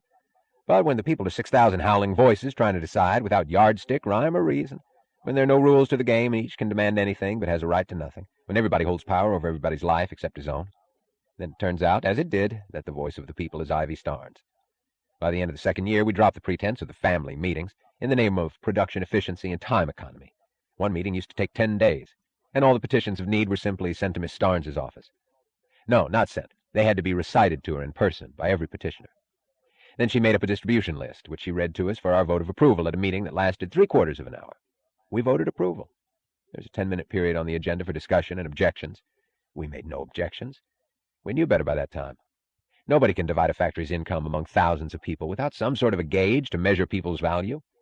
Her gauge was bootlicking. Selfless. In her father's time, all of his money wouldn't have given him a chance to speak to his lousiest wiper and get away with it as she spoke to our best skilled workers and their wives. She had pale eyes that looked fishy, cold, and dead. And if you ever wanted to see pure evil, you should have seen the way her eyes glinted when she watched some man who'd talked back to her once and who'd just heard his name on the list of those getting nothing above basic pittance. And when you saw it, you saw the real motive of any person who's ever preached the slogan, from each according to his ability, to each according to his need. The schedule in the middle of May. So it's April, middle of May, Jacob Chansley becomes a free man. Walking the streets, out of prison. I cannot wait for that man to start telling his story. How many more people will be set free? Justice and FBI can't stoop any lower. They find a new bottom. They had an FBI informant ingratiating herself with not just a few of the defendants in this case, with their attorneys, with their family members. And this FBI informant worked for almost 2 years, really at the start of the investigation, all the way through the beginning of the trial. Now, it turns out that that was just the tip of the iceberg. We just learned what else the government was doing to January 6 defendants. Government court filings in the case against a Kansas man charged that day revealed 3 police officers were caught instigating the crowd, chanting and urging them to go into the Capitol. Boom, shaka, laka. This is why the Proud Boys attorney is trying to unmask all of the informants during January 6th.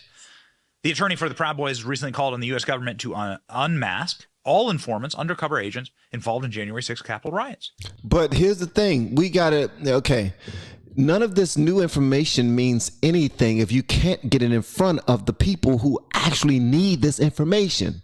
Because the people who already see, the people on the right, they were waiting for this information to come out, and they're happy that it came out. So now they can explain to their friends or explain to their foes, explain to people who are in the dark, yo, this is actually what happened right here. But here's the thing. People on the other side, people on the left, they are trained, they are taught to not look over there. Everything that they're presenting is a lie. Everything that they're about to say is a lie. Everything that they're about to show you is a lie. It's dramatization, where the entire time they were the ones doing all of the lying and the dramatization and the setups. It's crazy. It's one of them things like, it's like children who were being touched by their stepdad. It's constantly being, it's like the mom is just protecting the stepdad. Like, y'all are lying. He will never do that. What you believe is true is not true. You will not, that never happened to you. Don't say that again. You will get out my house, you say that again. There's absolutely no support for the actual facts and truth. It's all about feelings. We've painted you a picture already. What are you saying? You don't trust us? Are you saying that you don't believe in us? All that we've given you? You wanted to have 50,000 pronouns. We gave that to you. Now you're saying you don't trust us? You wanted more money from the government. We gave it to you. Now you're saying you don't trust us? We saw in the video that police officer did things the correct way. But we still backed you because we wanted them to believe that you were right and they were wrong. Now you don't trust us? Anything that you believe on that side right there makes you a traitor. It makes you just as ignorant as they are. And guess what? You will be canceled. So if you want to be canceled, go ahead and make some noise. Go ahead and get loud. Go ahead and go against us. You saw what we did to Donald Trump. And he's a billionaire. What do you think we'll do to you? This is some scary sugar honey iced tea. Sure, you can appreciate. I have to be very careful about what I can say about when. Even now, because that's what you told us 2 years ago. May I finish? About when we do and do not, and where we have and have not used confidential human sources. But to the extent that there's a suggestion, for example, that the FBI's confidential human sources or FBI employees in some way instigated or orchestrated January 6th, that's categorically false. Credentials. Appreciate it. Look at it. Are you armed? You got to do a little. Are you all armed? Yes, we're all police. They're all armed. So the armed insurrection was actually just the police officers. Exactly. See, that's what's coming together now. This, oh man. And Gestapo. It's not categorically false. And the fact that he said that under oath, can charges come against him from that? It's like just because somebody put them out there. Somebody told them to be a part of this. It wasn't their decisions. They didn't just decide at happy hour that, yo, what y'all doing tomorrow? We going to be at the insurrection. You know what I mean? You trying to go? Yeah, we're going to have some fun. We're going to just, you know what I mean? We probably smoke some weed or something before we go out there. We're going to all have our guns too. And that will be against the law as well. But we're going to make sure they do some bad things. All right? And then we're going to try to catch them on camera doing the bad things. But we're going to start it all. Okay? You want to go? Man, it's going to be fun. Yeah, I ain't doing nothing else. I ain't got nothing else to do. What about you? I ain't got nothing else to do. Come on, get about 15 more police and we're going to go out there. No, they received marching orders to do this. And for somebody to sit there and try to act like they didn't orchestrate it, that is BS. And that to me is under oath. That's a lie. And they should be held accountable for it. But when there's no accountability, then they will continue to do exactly what the hell they want to do. You can do nothing about it. What can we do about it? Nothing. This was the whole secret of it. At first I kept wondering how it could be possible that the educated, the cultured, the famous men of the world could make a mistake of this size and preach as righteousness this sort of abomination, when 5 minutes of thought should have told them what would happen if somebody tried to practice what they preached. Now I know that they didn't do it by any kind of mistake. Mistakes of this size are never made innocently. If men fall for some vicious piece of insanity when they have no way to make it work and no possible reason to explain their choice, it's because they have a reason that they do not wish to tell. And we weren't so innocent either when we voted for that plan at the first meeting. We didn't do it just because we believed that the drippy old guff they spewed was good. We had another reason. But the guff helped us to hide it from our neighbors and from ourselves. The guff gave us a chance to pass off as virtue something that we'd be ashamed to admit otherwise. There wasn't a man voting for it who didn't think that under a setup of this kind, he'd muscle in on the profits of the men abler than himself. There wasn't a man rich and smart enough, but that he didn't think that somebody was richer and smarter, and this plan would give him a share of his betters' wealth and brain. But while he was thinking that he'd get unearned benefits from the men above, he forgot about the men below, who'd get unearned benefits too. He forgot about all his inferiors who'd rush to drain him, just as he hoped to drain his superiors. The worker who liked the idea that his need enlisted him to a limousine like his boss's forgot that every bum and beggar on earth would come howling that their need entitled them to an icebox like his own. That was our real motive when we voted. That was the truth of it. But we didn't like to think it. So the less we liked it, the louder we yelled about our love for the common good. Because we have some good news. Yeah. We've been talking in the last week or two, because it's been in the news, about a problem that's been around for a long time now, a decade probably, Julian Assange. But the momentum, maybe his dad is the one that's traveling the country, right? Yeah. It looks like he might be, helpful to Julian, because more people are starting to talk about, hey, what are we doing this for? And of course, we asked that about the first day they did anything to him. But we'll start off with an anti-war story, and from our friend David DeCamp. The title is House Democrats Urge Biden to Drop Charges Against Julian Assange. Oh, you mean those are those moderates that have come over our way? No, they're Democrats and they're on our side of the issue, or, it's something we can talk to them about, even though there's some people who say, no, you don't even talk to people like this. But if, I don't know how they get there, but it's sort of sad that somebody that on most issues, they're all over the place, but on Assange, they are. Some people say, well, that's just because they want to prop up and damage him and they don't really believe that. But that isn't the case. The progressive progressives and the remnant of the progressives, I think there is an element that really are pro-liberty when it comes to civil liberties, but there's a lot of them that have left their fold, and that's when we still see them and we can still work with them. So we don't like to miss the chance to say, boy, this is good. We do need a broad base. We need Republicans and Democrats, and we need Australians. The whole thing is, it's always baffled me. This is an Australian citizen, and it's all to do with a law that probably has never been enforced in this country, but it's an anti-free speech episode, and yet Assange, I don't believe, has ever been charged with everything. It's sort of like it's carried over to the minor little incident on January 6th. They don't have charges against him, but they've been locked up. But Assange has been locked up for a long time, and even after a good many years, it got worse because we got involved and said, we want him. And if he wants justice, he has to come here and face the music. So I'm anxious. I'll be right over there because I know you're fair. Yeah. So, which is sad. So anyway.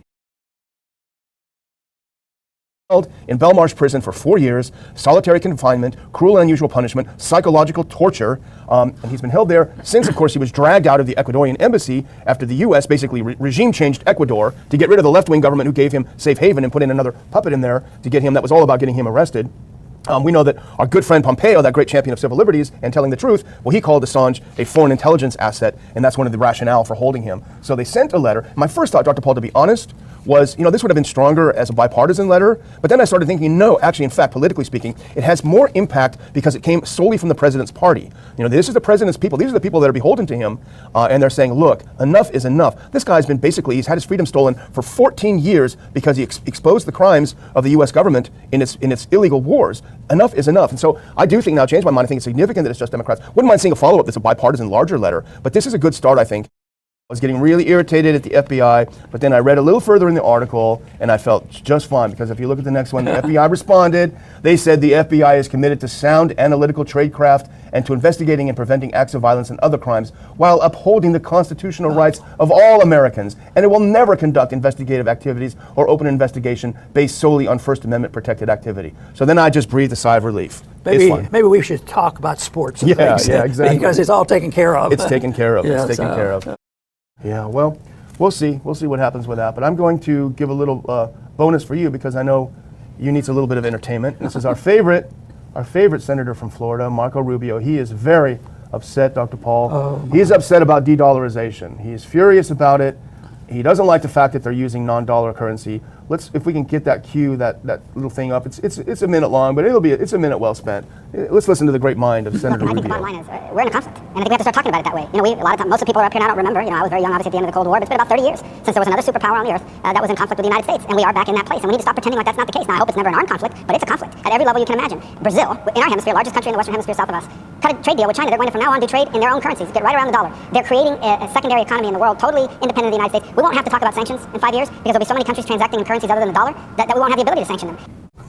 That's horrible. The thing that has never crossed his mind, he never heard about it, and he doesn't believe it's possible, I'm sure, is the fact that how critical is a reserve currency? Did we ever have a world marketplace over the last 2,000-3,000 years without a central bank? And most of the time we didn't have a central bank. And one of the worst examples of a central bank has been ours because it's so powerful. It's backed up with the largest amount of weapons and the largest amount of gold, and except we're using that up. And we've had tremendous wealth. There was a time when we had a maximum amount of personal liberty, and all these things are going away. And but he's worried about competition in the central bank. It might interfere with how are they going to put on sanctions? Yeah. This whole idea that if you didn't have this reserve currency and control it, you'd have to control it. How can you put on these sanctions? But that is precisely the critical problem going on in this world today, and that's why America is, because the reserve currency is dwindling in control and influence,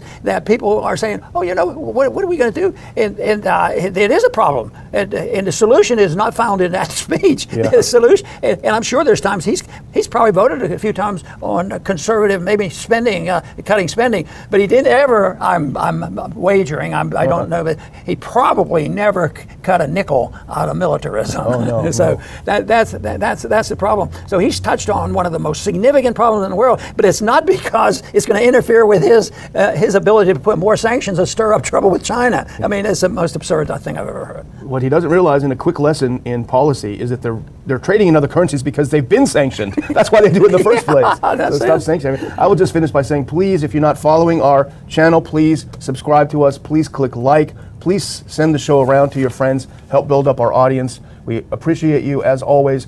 Don't forget in the description to get your tickets for our January 3rd conference in Houston, Texas. It's going to be a great event. We've already sold, I'm happy to say, within about a half a week, we've sold about a quarter of all the available tickets, which is great because we haven't even told you what's on the menu yet. So that just shows how much we appreciate your confidence in what we have to show. So click that link, get your tickets, support the channel by subscribing and sharing. Dr. Paul, back to you. Very good. And I just want to follow up on the reserve currency of the world. I think the dollar will not be the reserve currency for a lot longer. It's not going to be, my bet would be that it's not going to be the reserve currency of the world being used massively like it has been, in 5 or 10 years. But the currency, the reserve currencies disappear slowly. Somebody made the point, then rapidly. So at the end, it does. But people should be reassured, that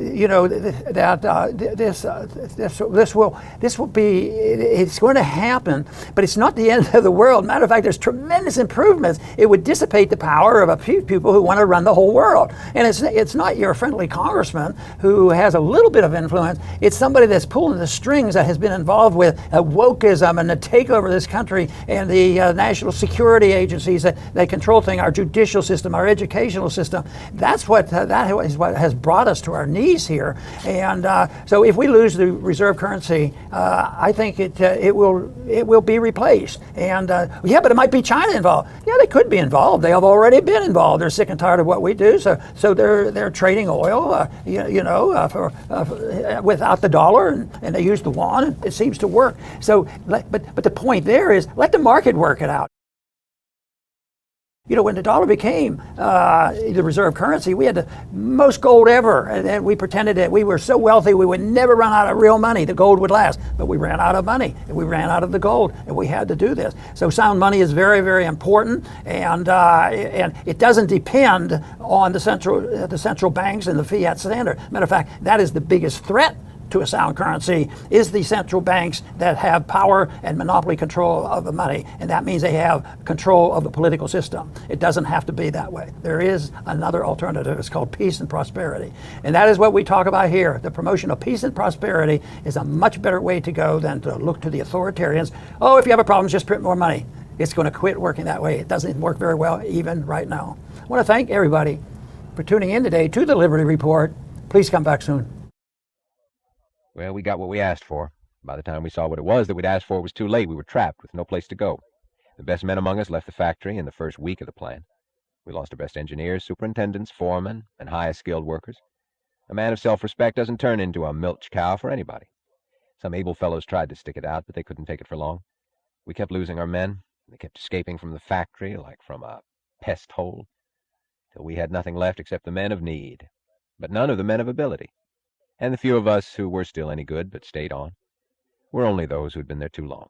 In the old days, nobody ever quit the 20th century, and somehow we couldn't make ourselves believe that it was gone. After a while, we couldn't quit, because no other employer would have us, for which I can't blame him. Nobody would deal with us in any way, no respectable person or firm. All the small shops where we traded started moving out of Starnesville fast, till we had nothing left but saloons, gambling joints, and crooks who sold us trash at gouging prices. The alms we got kept falling, but the cost of our living went up. The list of the factory's needy kept stretching, but the list of its customers shrank. There was less and less income to divide among more and more people. In the past 30 minutes, the FBI has arrested a young airman by the name of Jack Teixeira at his home in Cape Cod, Massachusetts. Mr. Teixeira, there he is, 21 years old, is in the Massachusetts Air National Guard Intelligence Wing. The government says he is the leaker of the documents, the Pentagon documents, which have so embarrassed and humiliated the government over its lying and its military activities in Ukraine. I, of course, have written in my op-ed piece today called The Pentagon Papers Again, which you can get at judgesnap.com, that whoever released these documents is an American hero, because the public needs to know when the government is lying, particularly when the government is lying about killing and when the government is lying about war.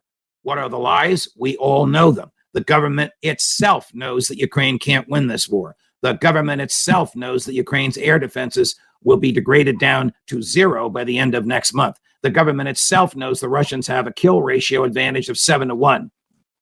The Russians kill 7 Ukrainian soldiers for every one Russian soldier that the Ukrainians kill. The government knows all this. This is from the documents that were released, however they were released.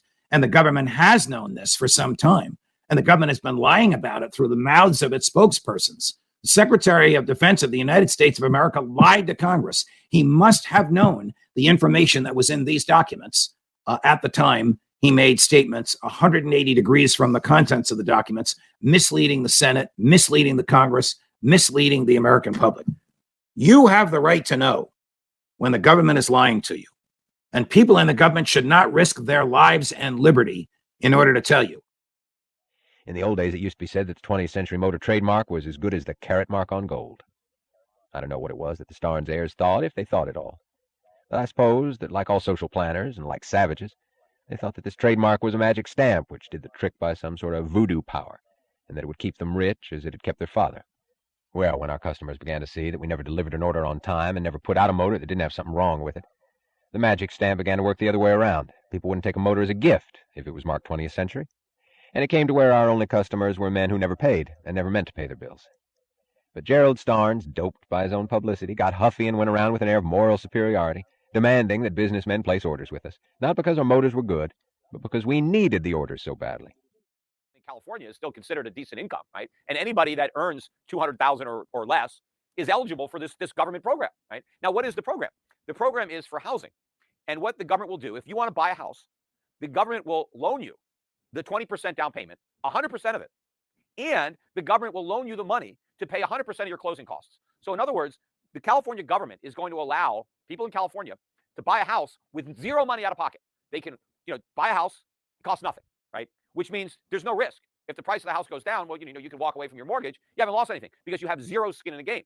Now, you would think that California would have learned a little bit from the 2008 financial crisis. One of the reasons that housing prices went down so much is because people had no skin in the game or very little skin in the game. They bought with zero down or relatively little down. Well, this is what California is going to enable people to do: buy with nothing down. Now, here's the real icing on this ridiculous cake. These loans have no interest. So let's say you want to buy $1 million house. And so California loans you $200,000 for the down payment. And so then you pay $200,000 of taxpayer money to whoever's selling you that house. And now you've got an $800,000 mortgage. You also owe the state of California $200,000, but there are no payments on that money at all. No interest, no principal, nothing. It's only due when you sell the property or you refinance the property, then it's due. But until then, you don't have to pay anything. And the only thing that California gets for all this risk is when you sell, if there's any profit, the state gets 20% of your profits. So they get their principal back without any interest. And then if there's a profit, so let's say that $1 million house becomes a $2 million house and you sell it for $2 million. Well, you pay back California the $200,000 you borrowed, and then you give them an extra $200,000. And so you only made $800,000 instead of $1 million because you only owned 80% of the house and California owned 20%. And maybe to a politician, this sounds fair, but it's not fair because California isn't putting up 20% of the money. It's putting up 100% of the money because the down payment is the only money that's being used to buy the house. So in other words, the person who's buying the house is free rolling on the taxpayer's money. Yes, he only gets 80% of the profits, but he gets 80% of the profits putting up 0% of the money. California puts up 100% of the money and only gets 20% of the profits. But of course, if there are no profits, let's say there's losses, let's say this $100,000, this $1 million house goes down to $500,000 and the buyer walks away and it gets sold for $500,000, then California eats 100% of the loss and the home buyer has no loss, which is why everybody is going to rush to take this money because it's heads, the citizen wins, tails, the government loses, meaning the taxpayer. So this is an asinine program. It will cause people who would not have otherwise bought homes to buy them.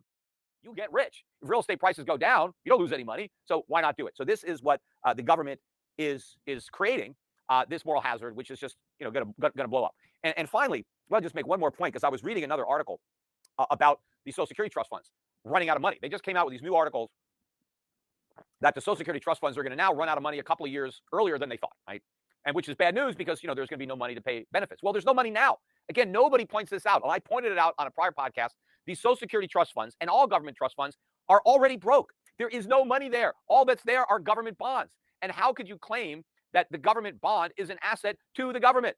Because what would the government do if there was no Social Security trust fund right now?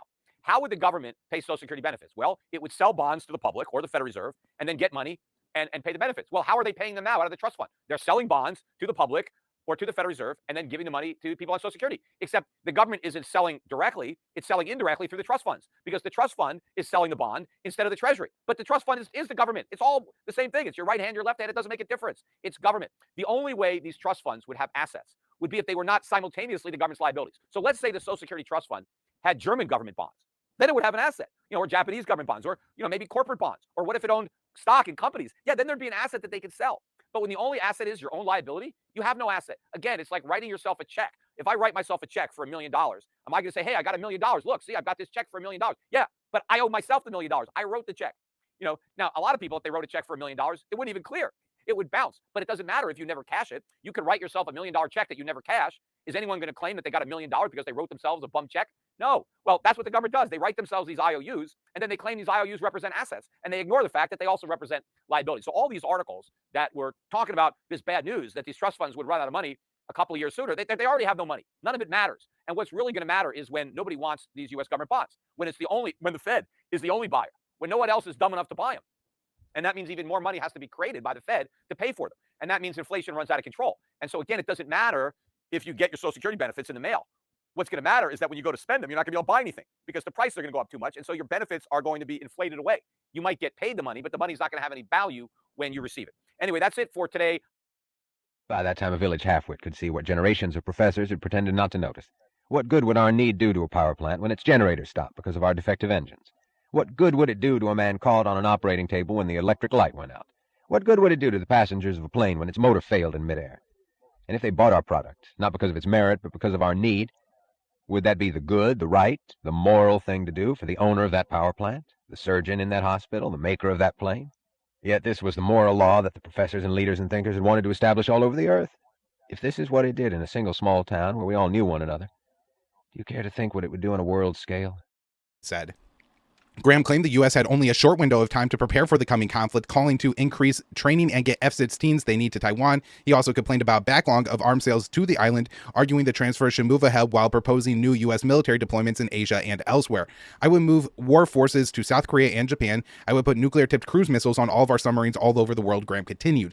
He additionally explained he was willing to send U.S. troops to fight for Taipei, a dramatic departure from the long-standing policy, saying, yes, I'd very much be open to using U.S. forces to defend Taiwan. Graham's remarks echo Republican Michael McCall of Texas, who told Fox News last week that sending U.S. soldiers to Taiwan was on the table and something that would be discussed by Congress and with the American people. Interesting that Fox News seems to be asking everybody if they're willing to go to war against China. Do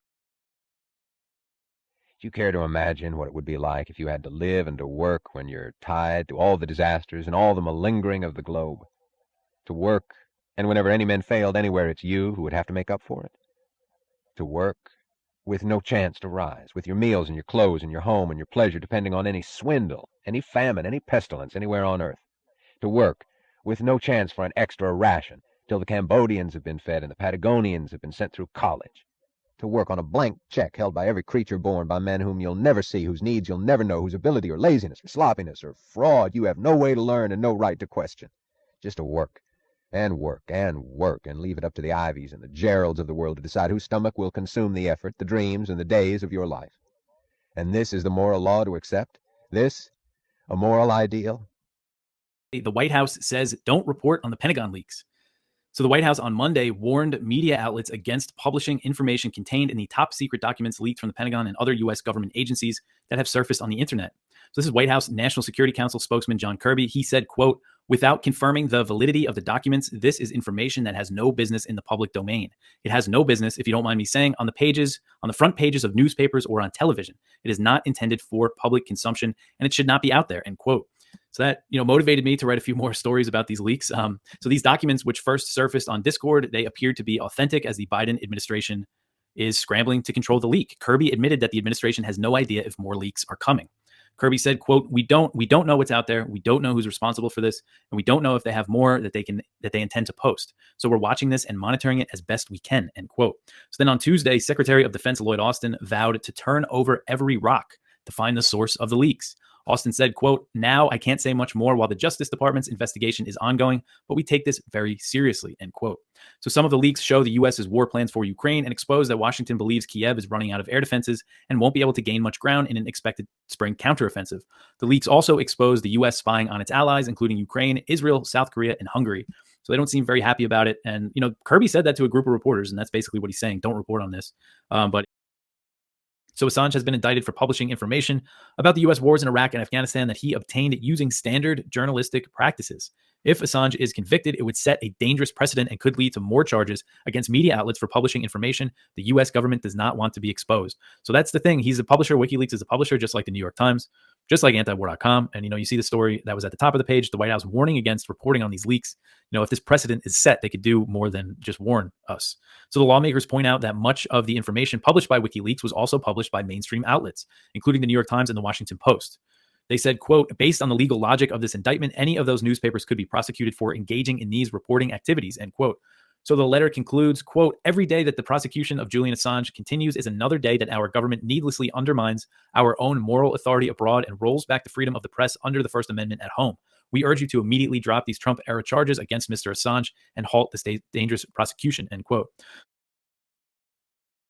From across the political spectrum have jointly asked the U.S. Attorney General Merrick Garland to abandon attempts to extradite Julian Assange from the UK. The 48 MPs and senators, including 13 from the governing Labour Party, warned that the pursuit of the WikiLeaks founder set a dangerous precedent for press freedom and would damage the reputation of the U.S. Assange, an Australian citizen, remains in Belmarsh Prison in London, as we just went over. So again, I think that this is good. And in this letter published on Tuesday, the Labour Party, the coalition, Greens, and crossbench politicians implored Garland to drop the extradition proceedings and allow Assange to return home. The letter said, quote, "If the extradition request is approved, Australians will witness the deportation of one of our citizens from one AUKUS partner to another, our closest strategic ally, with Mr. Assange facing the prospect of spending the rest of his life in prison," end quote. Thought it was interesting that they mentioned AUKUS in this, that they are very strong, military allies, especially now. They have been for a while, the U.S. and Australia, but especially with this big submarine deal. So yeah, we'll see. Hopefully this pressure, I think there's been some other politicians in other countries sending letters. Hopefully this gets us somewhere. And also on Tuesday, there was a rally at the Justice Department for Assange. There were some good speakers there. So hopefully this momentum keeps going. Yeah, it's been 4 years since he's been locked in Belmarsh. Well, we tried it. And we learned. Our agony took 4 years from our first meeting to our last, and it ended the only way it could end, in bankruptcy. At our last meeting, Ivy Starnes was the one who tried to brazen it out. She made a short, nasty, snippy little speech in which she said that the plan had failed because the rest of the country had not accepted it, that a single community could not succeed in the midst of a selfish, greedy world, and that the plan was a noble ideal, but human nature was not good enough for it. A young boy, the one who had been punished for giving us a useful idea in our first year, got up as we all sat silent and walked straight to Ivy Starnes on the platform. He said nothing. He spat in her face. That was the end of the noble plan, and of the 20th century. Yeah, here it is. Is it in our interest to accelerate on the subject of Taiwan? No. The worst thing would be to think that we Europeans must become followers on this topic and adapt to the American rhythm and Chinese overreaction. He also warned of a trap for Europe if it got caught up in this crisis that is not ours. That is a damning and very poignant phrase that I have not heard before, referring to American imperialism as a rhythm. Something we do over and over again. You know this. I know this. The people watching us now know this. The people that read the Trends Journal know this. The people that watch Judging Freedom know this. But I've not heard a Western leader refer to the American pattern of imperialism as an American rhythm. And again, I disagree with President Macron on many things, but we have to be intellectually honest. On this, he is correct. He is calling out the U.S. And this is like from the Financial Times. Macron's Taiwan stance provokes outcry. Yeah. Diplomats and lawmakers in the U.S. and Central and Eastern Europe attacked Macron for being soft on Beijing and critical of the U.S., especially given that it has backed Europe dealing with the fallout from Russia's invasion of Ukraine. So attacked Macron.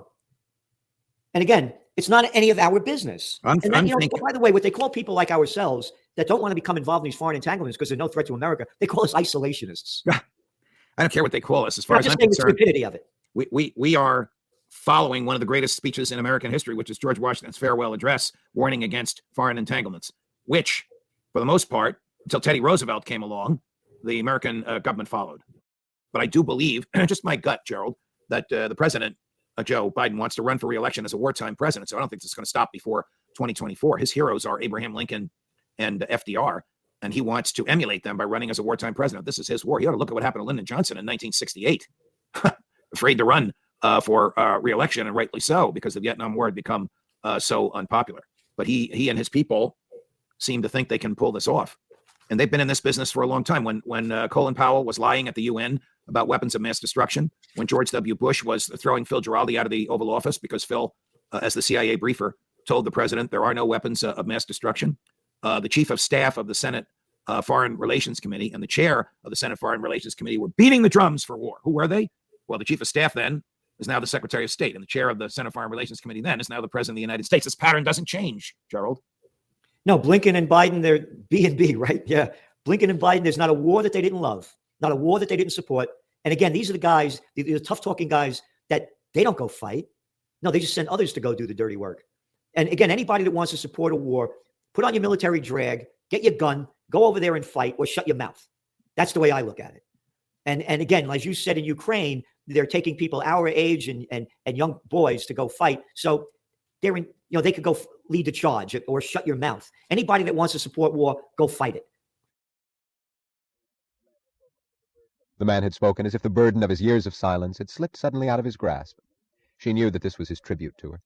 He had shown no reaction to her kindness. He had seemed numbed to human value or human hope. But something within him had been reached, and his response was this confession, this long, desperate cry of rebellion against injustice, held back for years, but breaking out in recognition of the first person he had met, in whose hearing an appeal for justice would not be hopeless. It was as if the life he had been about to renounce were given back to him, by the two essentials he needed, by his food, and by the presence of a rational being.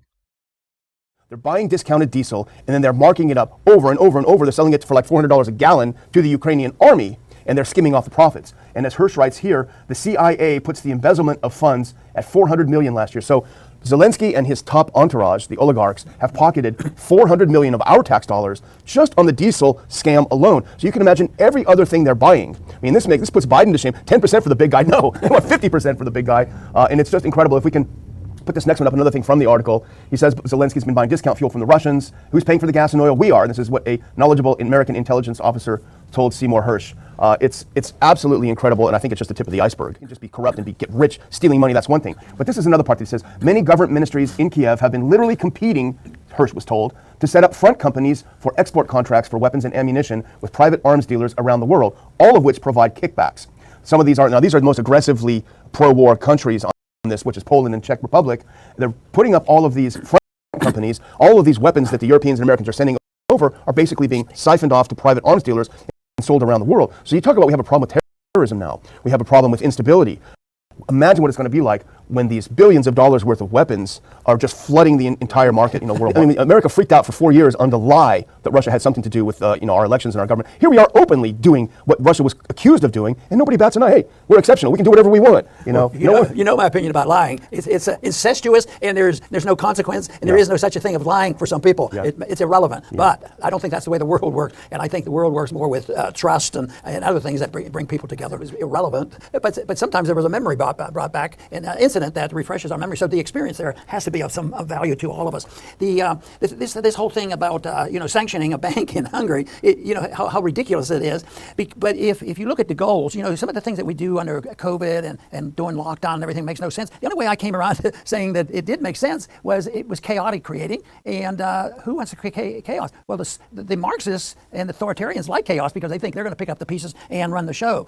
So this is what they want to do. But this whole idea that all of a sudden, there's a Russian bank in Hungary, and I don't think Russia was, and Hungary's part of NATO, I don't think Russia was ready to move tanks into Hungary, so there was no threat. But what they did, and I think the thing's going to backfire on them, but then we put on the sanctions, and it is exactly the opposite of good economic advice. And if you're interested in freedom, and it is trade with people, honest trade, honest currency, that is so beneficial to bringing about peace. But no, this is moving in the wrong direction. They're canceling the trade. So if the Hungarians can get along with the the Russians? Why can't we get along with the Russians? Oh, we tried that, but then all kinds of nonsense broke out. But if we're for peace, I do believe that the founders are on the right track, that they believe that trade was a good issue. Never perfect, but I'll tell you what we're doing now is, the purposely destroying, the marketplace and the value of the dollar and all these things. That can't be beneficial because it's going to lead to problems. And already there's way too many predictions because I sometimes worry about it too. Oh, we're on the verge of World War III. Well, I don't think we're on the verge next week of World War III, but we're at war with ourselves. All of what we do to us to undermine our freedoms, because that to me is the most important thing. Because if we have our freedom, if we have just our First Amendment rights and they're guaranteed, at least we could have a better full discussion and not be canceled and all the other things and not be punished, but we can get more exposure. And that, of course, is what we hope to do with this program, is expose to the people how valuable it is, the value of non-intervention in a sound currency for peace and prosperity. That is what we need. But what about John Galt? She asked. Oh, he said, remembering. Oh, yes. You were going to tell me why people started asking that question. Yes. He was looking off as if at some sight which he had studied for years, but which remained unchanged and unsolved. His face had an odd, questioning look of terror. You were going to tell me who was the John Galt they mean, if there ever was such a person. I hope there wasn't, ma'am. I hope that it's just a coincidence, just a sentence that hasn't any meaning. You had something in mind. What? The bottom line means that the bet on the street is that they're not going to raise interest rates. If they don't raise interest rates, you go back to the Trends Journal cover last week, death of the dollar. And that's what's going to happen. It's the death of the dollar. In God we don't trust. That's the American way. Because if you say in God we trust, what God trusts wars, murder, and stealing the people's money to do it. Going back to the decline of the dollar. As soon as the Fed stops raising interest rates, the dollar is going to start weakening. And the more they lower them, the weaker it's going to get. And another article came out that purported leaks show Hungary's ire. Hungarian Prime Minister Viktor Orban named the United States as one of the 3 top adversaries. They went on to say the U.S. as a top adversary in the February 22 political strategy meeting constitutes an escalation of the level of anti-American rhetoric.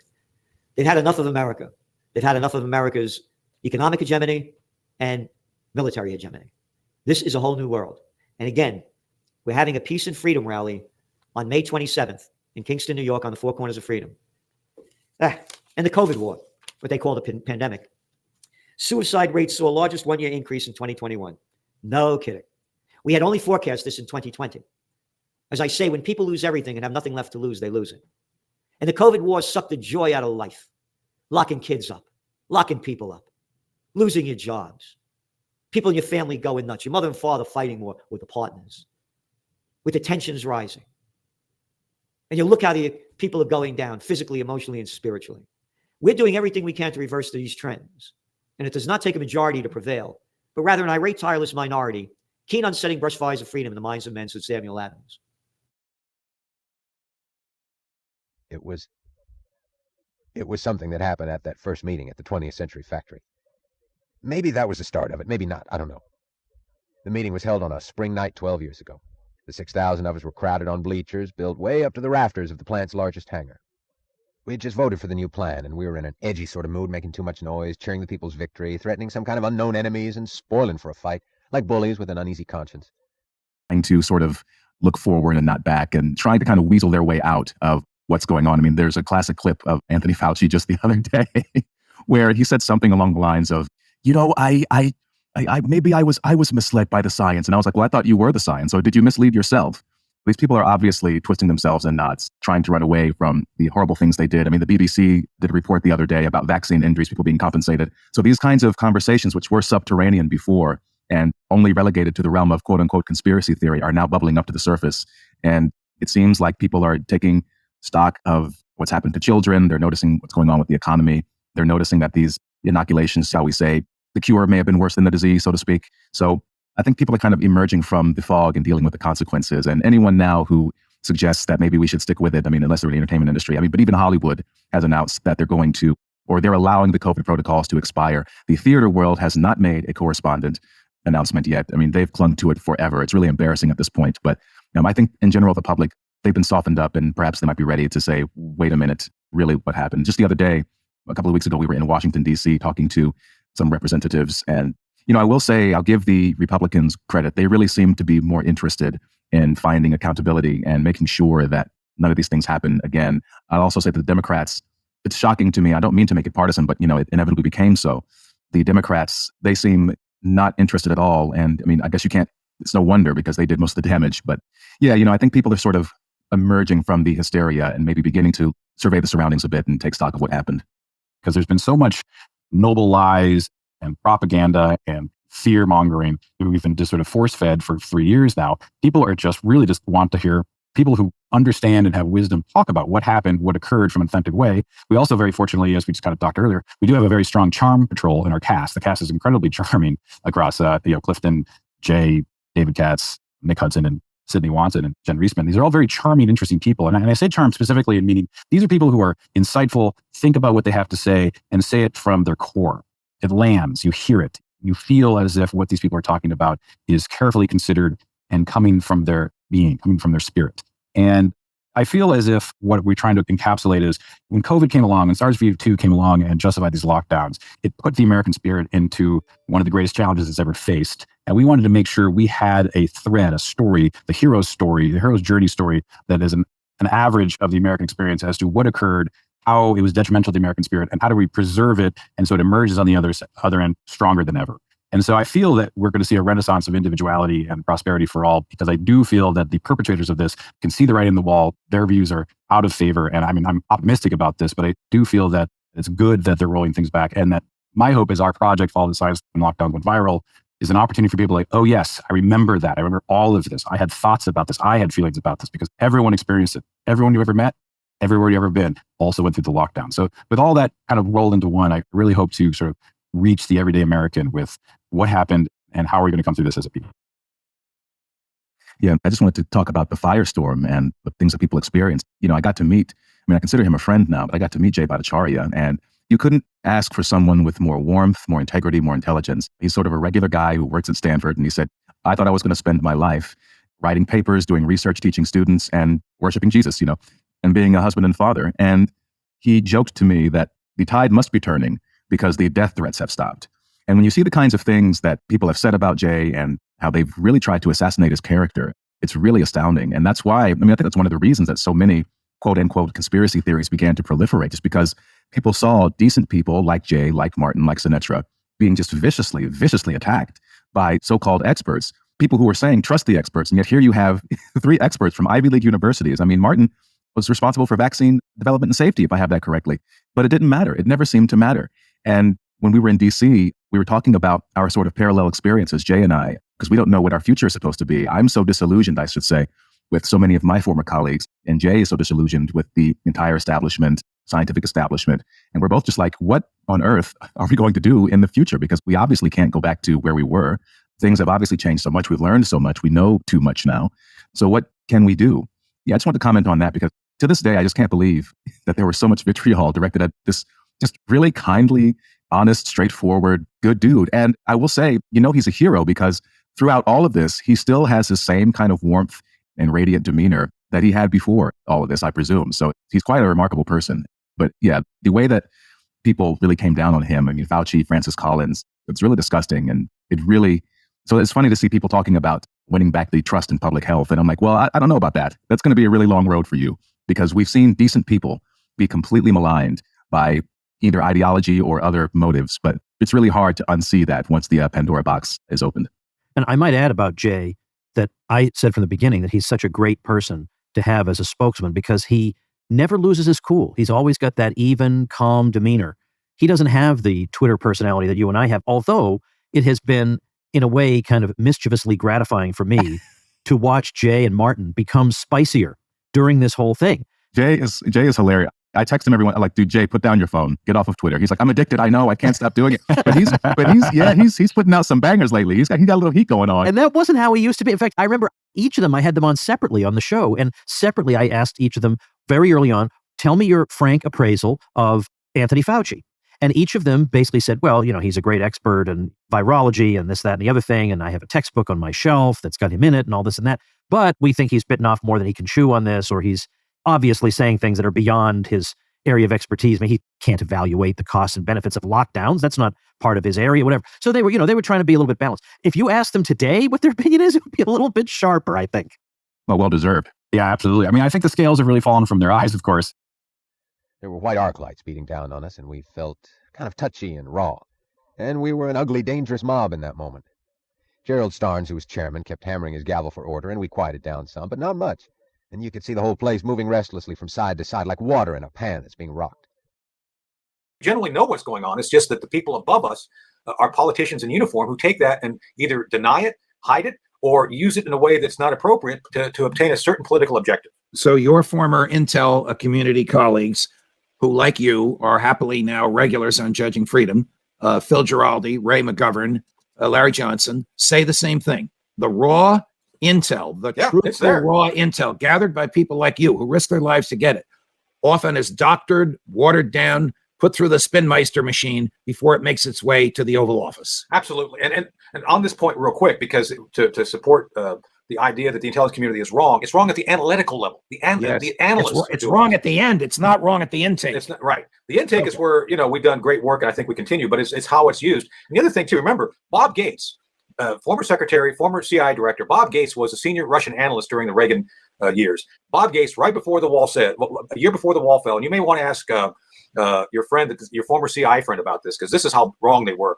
Bob Gates went on the record and said, the Russians are impenetrable to any effect by the West. They will go on for at least another 15 or 20 years. He said that exactly, I think, 6 months before the wall fell. So the CIA, was, I'll see if I can find the citation. I wonder if Jack Devine talk to Jack, ask Jack about Bob Gates's prediction of the Soviet Union not falling for at least 15 years. One more year.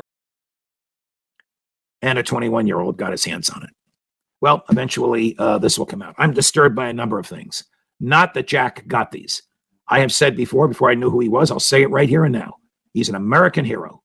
He is an American hero for telling the American public that the government has been lying to it and people are dying as a result of the lying and American dollars are being wasted as a result of the lying. The same day that this came out, Cy Hirsch, he of My Lai massacre, Watergate, Nord Stream pipeline destruction fame. He's the person who revealed all three of those things. Revealed that the Ukrainian military and political senior leadership has skimmed over 400 million. You heard me right. 400 million American dollars. President Zelensky knows about it because he's the scammer in chief. The head of the CIA knows about it because he flew to Kyiv to say, what the hell's going on here? President Zelensky fired 10 of the 35 generals whose names are on the list. He obviously didn't resign himself. He's still there and still able to scam. What happened to that 400 million? Gone. Shouldn't the American public know about this? Of course we should. Why are we aiding a military cause that our own government believes is doomed to failure? Why are American officials lying to the United States Congress, to the media, and to the American public? Jack Douglas Teixeira, not the 400 million, but everything else, exposed all of this. Here's somebody who agrees with me. I don't agree with Congressman Marjorie Taylor Greene on a lot of things. I would not have voted for Kevin McCarthy to be Speaker of the House of Representatives. I would have voted for Andy Biggs. I would have voted for a member of Congress who truly understands that the Constitution means what it says. But Congresswoman Marjorie Taylor Greene said this about Jack Teixeira. She misspoke about his name. It's Jack, not Jake. Jack Teixeira is white, male, Christian, and anti-war. She could have said Catholic and she could have said libertarian, but she said what she said. That makes him an enemy to the Biden regime. He told the truth about the troops being on the ground in Ukraine and a lot more. Correct. Ask yourself, who is the real enemy? A low-level National Guardsman or the administration that is waging war in Ukraine, a non-NATO nation, against nuclear Russia without war powers? Gary, keep it up. I want to repeat the most important part of Congresswoman Marjorie Taylor Greene's tweet. Ask yourself, who is the real enemy? A low-level National Guardsman or the administration that is waging war in Ukraine, a non-NATO nation, against nuclear Russia without war powers? Well, she's right. Ukraine is not in NATO. We have no treaty with Ukraine. Russia is a nuclear power. Well, we all know that. We have no obligation to fight this war, and Congress has not authorized this war. Are we fighting a war? Yes. Are American special forces on the ground? Yes. That was revealed in the documents that Jack Teixeira caused to be revealed. Are British special forces on the ground? Yes. Are American special forces using computers to aim weaponry at Russian troops? Yes. Are American special forces pulling the trigger on those troops? Yes. Are American boys using American military gear in Ukraine, firing American ammunition at Russian boys? Answer, yes. Is the American CIA spying on the Russian military? Yes. Is it handing the results of that spying over to the Ukraine military? Yes. Is Russia at a war with Ukraine? Yes. Connect all these dots. Is the United States at war with Russia? Yes. Has Congress authorized the war? Absolutely not. Congress has authorized the Biden administration that spent $113 billion with a B dollars. It has spent about $60 billion of it already, about $4 billion with a B in cash, the rest in military equipment. But some of the military equipment is so sophisticated that only American troops can operate it. Those troops are engaged in wartime activity against Russia. Where does this end? Where is the off-ramp? Larry Johnson, one of the former CIA folks that comes on to Judging Freedom regularly, Colonel McGregor agrees with this as well. Tony Schaefer agrees with this as well, believes the whole thing is a fraud, that Jack Teixeira is a dupe, that the CIA wants this information out there because the Biden administration needs a soft landing for the crash landing that is coming. What am I talking about? It has no off-ramp. It has no way to get out of this deep, multi-billion-dollar, fatal, deadly commitment it has made in Ukraine. It has no way to get out of it politically. And when Ukraine falls, what is Biden going to do but scratch his head? This is a crucial moment in the history of mankind, Gerald Starnes yelled through the noise. Remember that none of us may now leave this place, for each of us belongs to all the others by the moral law which we all accept. I don't, said one man and stood up. He was one of the young engineers. Nobody knew much about him. He'd always kept mostly by himself. When he stood up, we suddenly turned dead still. It was the way he held his head. He was tall and slim, and I remember thinking that any two of us could have broken his neck without trouble. But what we all felt was fear. He stood like a man who knew that he was right. I will put an end to this once and for all, he said. His voice was clear and without any feeling. That was all he said, and started to walk out. He walked down the length of the place in the white light, not hurrying and not noticing any of us. Nobody moved to stop him. Gerald Starnes cried suddenly after him, "How?" He turned and answered, "I will stop the motor of the world." Then he walked out. We never saw him again. We never heard what became of him. But years later, when we saw the lights going out one after another in the great factories that had stood solid like mountains for generations, when we saw the gates closing and the conveyor belts turning still, when we saw the roads growing empty and the stream of cars draining off, when it began to look as if some silent power were stopping the generators of the world and the world was crumbling quietly like a body when its spirit is gone, then we began to wonder and to ask questions about him. We began to ask it of one another, those of us who had heard him say it. We began to think that he had kept his word, that he, who had seen and known the truth we refused to know, was the retribution we had called upon our heads, the avenger, the man of that justice which we had defied. We began to think that he had damned us, and there was no escape from his verdict, and we would never be able to get away from him. And this was the more terrible because he was not pursuing us. It was we who were suddenly looking for him, and he had merely gone without a trace. We found no answer about him anywhere. We wondered by what sort of impossible power he could have done what he had promised to do. There was no answer to that. We began to think of him whenever we saw another collapse in the world, which nobody could explain, whenever we took another blow, whenever we lost another hope, whenever we felt caught in this dead gray fog that's descending all over the earth.